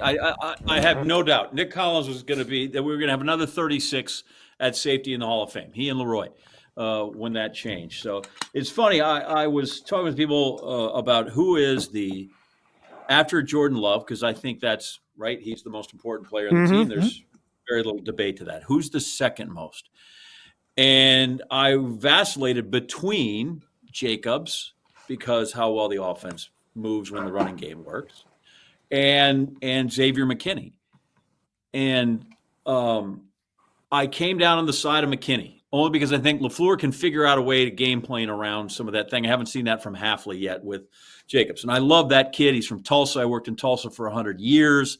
The high school he went to was a really kind of a hard part of town. Love the guys that were McLean Scotts. But McKinney, I mean, he was brought in because that was everybody's biggest weakness. Jacobs was brought in to fill a hole. The other one was because the position and the defense was bad there. Great point. They needed to do something. And then they kind of see him to do, as Brian said, to do everything. They brought him in not to do a little bit, right? He's not a placeholder. He's a everything placeholder. And I think he, as I said to Jason, I think the best player on the defense needs to be Gary, but I think the most important player is still McKinney, because I think he's going to run and everything's going to operate from what he does and how he does it, or whether he's handling calls or all those other things. I think everything sort of keys off of what he can do in the backfield in that position. So, and if there's a guy, we talked about how much money you paid Jordan Love, like he's got to play for, like this guy's making money. Like he not only is he making money, he broke a precedent of like they spent money at that position, right? It wasn't like we just brought in, we brought in a free agent for, $3 million. And it's not like the Bucks free agency, right? We didn't bring in Gary Trent Jr. here. They brought in a real Hey, I'm excited for Gary Trent Jr., but I digress. But no, to your point with that, when you dive into the external bring-in market, with something the Packers just rarely do, but usually there's a reason somebody becomes a free agent, right? Like with Josh Jacobs, he didn't have a great year. Nobody really pays running backs, so the Raiders decided to let him go. Like the Giants just foolishly decided not to bring back Xavier McKinney. Like everybody wanted to go after this guy. He was one of the premium targets for everybody on the free agent market because of how young he is and athletic. And he's just one of those rare free agents where, people are just absolutely lining up to try to bring him in. The Packers had to pay a premium to bring him in. And again, with that contract now comes some expectations. I'm excited to see what he can do. I am too. And look, this is a tough question, which is why I asked it and haven't answered it yet, because both of these guys are going to play really crucial roles. I lean with McKinney to the points Brian and John made on how important he will be for the back end of that defense, right? You look at a guy like Jair, who's kind of been in no man's land in the defensive backfield. He's never really had a true complementary, second piece overall in the defensive backfield during his tenure with the Green Bay Packers. So he finally has that with Xavier McKinney, and I'm really excited to see again what this mystery box of a defensive scheme will look like here in Week 1 against the Philadelphia Eagles. Alex Strofe, Gabe Neitzel, John Anderson, Brian Bulaga with you for about another 12 or so minutes. Coming up on the other side, we wrap up Green Bay game day. We make our game picks ahead of the Week 1 matchup between the Packers and the Philadelphia Eagles. That's next right here on ESPN Wisconsin. Standing up for everyday Americans is at the very foundation of who Kamala Harris is. Raised in a middle-class home by a working mother who instilled in her a passion for justice and equality. That's why when Kamala Harris became district attorney, she stood up for our kids, keeping them safe by prosecuting sex offenders. She also pioneered a program to give nonviolent drug offenders a second chance. As president, Kamala Harris will continue the fight for everyday Americans. She's already lowered the cost of your health insurance and medications. Insulin is now capped at $35 for seniors. But there's more to do because mortgages, rents, groceries, and utility bills are still too high. Harris's plan to fix it? Build more homes to lower prices and make the wealthy and billionaires pay their fair share so we get a break. All her life, Kamala Harris has been standing up for us, and she doesn't plan to stop anytime soon. I'm Kamala Harris, candidate for president, and I approve this message. Paid for by Harris for president. $1 million. That's big, really big. This September, Potawatomi Casino Hotel Milwaukee is handing out a cool million, and you've got a shot at winning your share. The big $1 million giveaway is here. Just play with your rewards card and you're entered to win. Couldn't be easier and couldn't be bigger. No wonder it's called the Big One. For more details, visit paysbig.com/big one. Must be 21 and a rewards member to play. WTMJ's Vince Vitrano for Orthopedic Associates of Wisconsin. Injuries happen, but you don't have to play in pain or stay on the sidelines. Whether it's your kids dealing with a sports injury, college athletes, or the rest of us weekend warriors, the experts at Orthopedic Associates of Wisconsin will quickly diagnose your problem, lay out a treatment plan that works for you, and get you back in the game. They fixed my knee. My mother-in-law is back on the dance floor with a new hip. These are the experts you can trust. Visit orthowisconsin.com. $5,000. That's the average amount of money people in the U.S. are now spending on gas in a year. $5,000. That's crazy. If you drive, you have to download Upside, the free app that gives you cash back every time you get gas. That's right. You can earn real cash back with Upside just by buying the gas you're already buying. You can literally start earning cash back today. I use Upside every time I fill up, and I've already made around $300. You're putting gas in your car anyway. Why not get real cash back? If you like free money, download Upside. I'm saving the cash I earn from using Upside to help pay for a vacation later this year. Download the free Upside app now to earn cash back every time you buy gas. Use promo code CLEAN to get an extra 25 cents per gallon on your first tank. You can cash out anytime right to your bank, PayPal, or a gift card for Amazon and other brands. Just download the free Upside app and use promo code CLEAN for a 25 cents per gallon bonus on your first tank. That's code CLEAN for a 25 cents per gallon bonus. Big players show up in big games. Touchdown! Donald Driver and Cousins Subs are no different. With the football season upon us, Double D and Cousins are teaming up to offer 80-cent delivery this Friday through Sunday on any order of $30 or more. Touchdown! Simply order your favorite subs and sides online or on Cousins mobile app, and we'll deliver them to you. And don't forget, we now offer Apple and Google Pay. Cousins Subs. We believe in better. That to-do list you have needs one more thing. Chill. It's an easy thing to do. Just crack open an ice-cold Coors Light and chill. Take the afternoon off and binge watch anything. Go to happy hour and stay for a couple hours. Who's counting anyways? Or hang out with just your dog because you've had enough human interaction this week. Whatever you do, do it with a Coors Light. Mountain cold refreshment made to chill. 2020 Coors Brewing Company, Golden, Colorado. Celebrate responsibly. Hey, this is Homer. You're listening to the home of Marquette basketball. 94.5 ESPN is WKTI and WKTI HD, Milwaukee. A locally owned Good Karma brand station.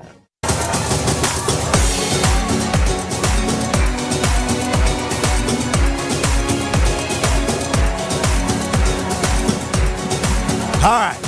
Deep exhale. 10 minutes away from the Green Bay Packers kicking off the 2024 season. I cannot wait. I hear you, Bart Scott. It's actually John Anderson who yelled that. Brian Bulaga, Gabe Neitzel, Alex Strofe with you for about, I'm so bad at math. I don't know why I do this. 8 minutes. We've got to make some game picks, fellas. Gabe, I'll let you go first since yours is already public. I think the defense has its struggles tonight. This is a very good offense. I think Jalen Hurts is out to try to prove he's not the guy that had the fourth most turnovers in the league last year. I think he plays a pretty clean game. If they're able to run the ball successfully, you got to bring up an extra safety in the box. They've got two dangerous receivers on the outside. I think the Packers hang with, but ultimately it's a 28-24 Eagles victory down in Brazil. 28-24. It means they played a competitive game, and that offense is I'm expecting it to be a good game. You're expecting points, it sounds like. I'll go next. I think the Packers win tonight. I think it is a heavy offense game. I think, as the great Jim Ross said once upon a time, Gabe Neitzel, this is a wrestling reference for you. I think we're in for a good old-fashioned slobber knocker. I'll take the Packers 31-28. I think we get points. I don't think the defense looks terrific, but they don't look awful. And we've got a good back and forth between Jalen Hurts and Jordan Love, both members of the 2020 NFL draft class. John Anderson, what do you think?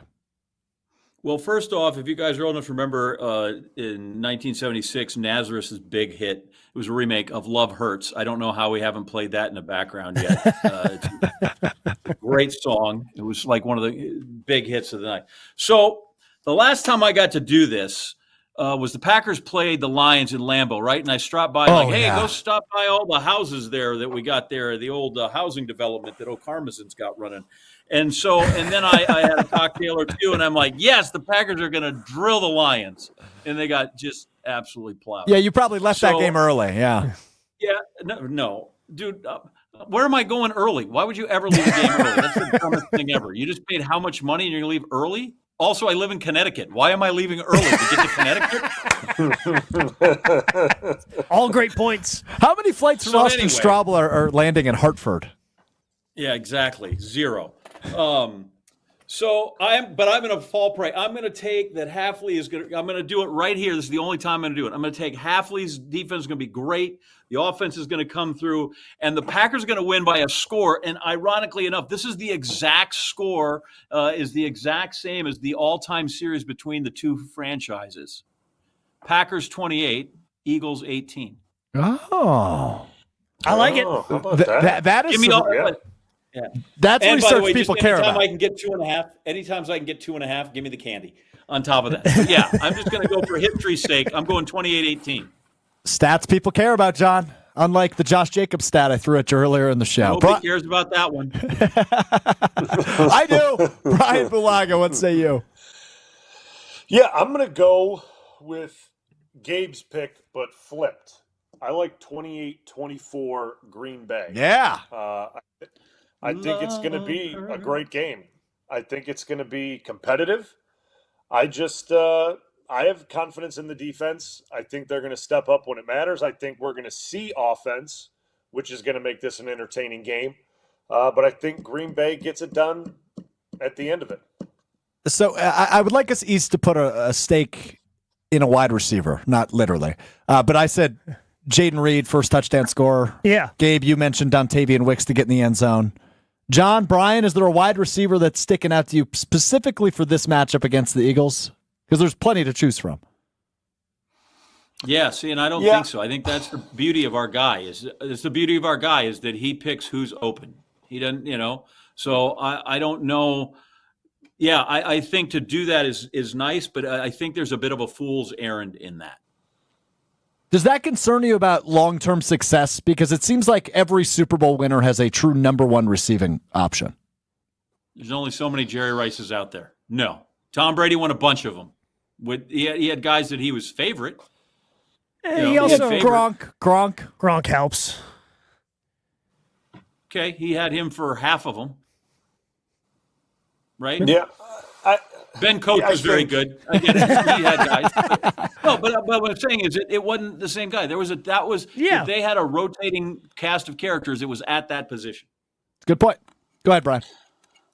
Yeah, I mean, I'm gonna, because I think he's made so many plays down inside the red zone as a receiver, and he's not afraid to get in the middle of the field as Dobbs. I think he is not afraid to cross the middle of the field in goal line type situations or where they're down deep in the red zone. He's not afraid to go over the middle, and Jordan Love, as we've seen, is not afraid to throw it over the middle into tight spaces in the red zone. So I like Dobbs, but John said it, like, he throws to the open guy.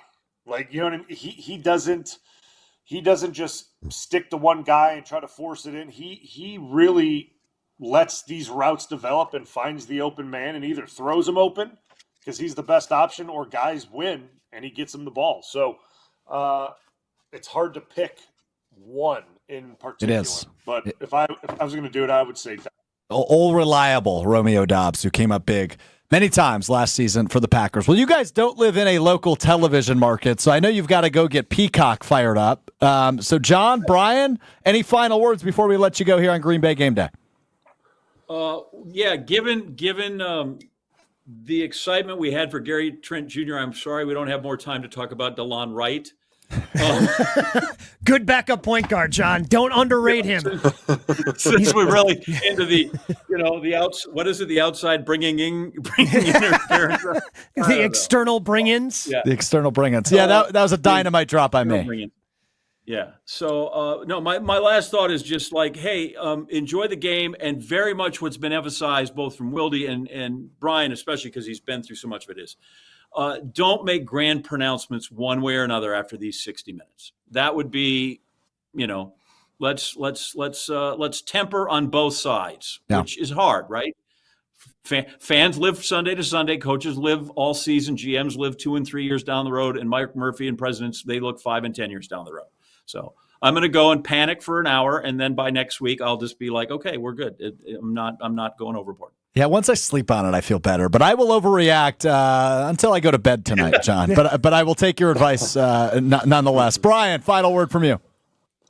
Yeah, I think John hit the nail on the head with it. Like, we can't overreact one way or another. I think what I just want to see is solid play, like not sloppy football. And sometimes we get that early in the season, but just solid play. And, the effort, that edge, especially with the way this new defense he brought in, and that's kind of their attitude and mentality, playing with an edge, not being bullied. That's what this Eagles team does. They bully guys up front on offensive line and defensive line. If we can match that intensity and take it to them, I think we're going to see good results. So there's a few different things I'm watching, but I just want to see a solid game played, and hopefully it goes in Green Bay's favor. But enjoy the game. I think it's going to be a good one, and I'll be excited to jump back on. I think I'm on Monday. Yeah, I'm on Monday to talk about it. And, for a week one of this, my first time doing the pregame, I had a hell of a time. So I'm excited for the weeks to come doing it. It was a fun one, and a man that knows his work schedule very clearly there. Gabriel Neitzel, your final word. Yeah, I'm excited to get finally data points on this defense. We've been hearing about the aggressiveness. I'm curious to see how different it does indeed look from what we've been watching over the last handful of years, going from a 3-4 all the way to a 4-3. I'm just excited that we have football that actually means something. It actually means something.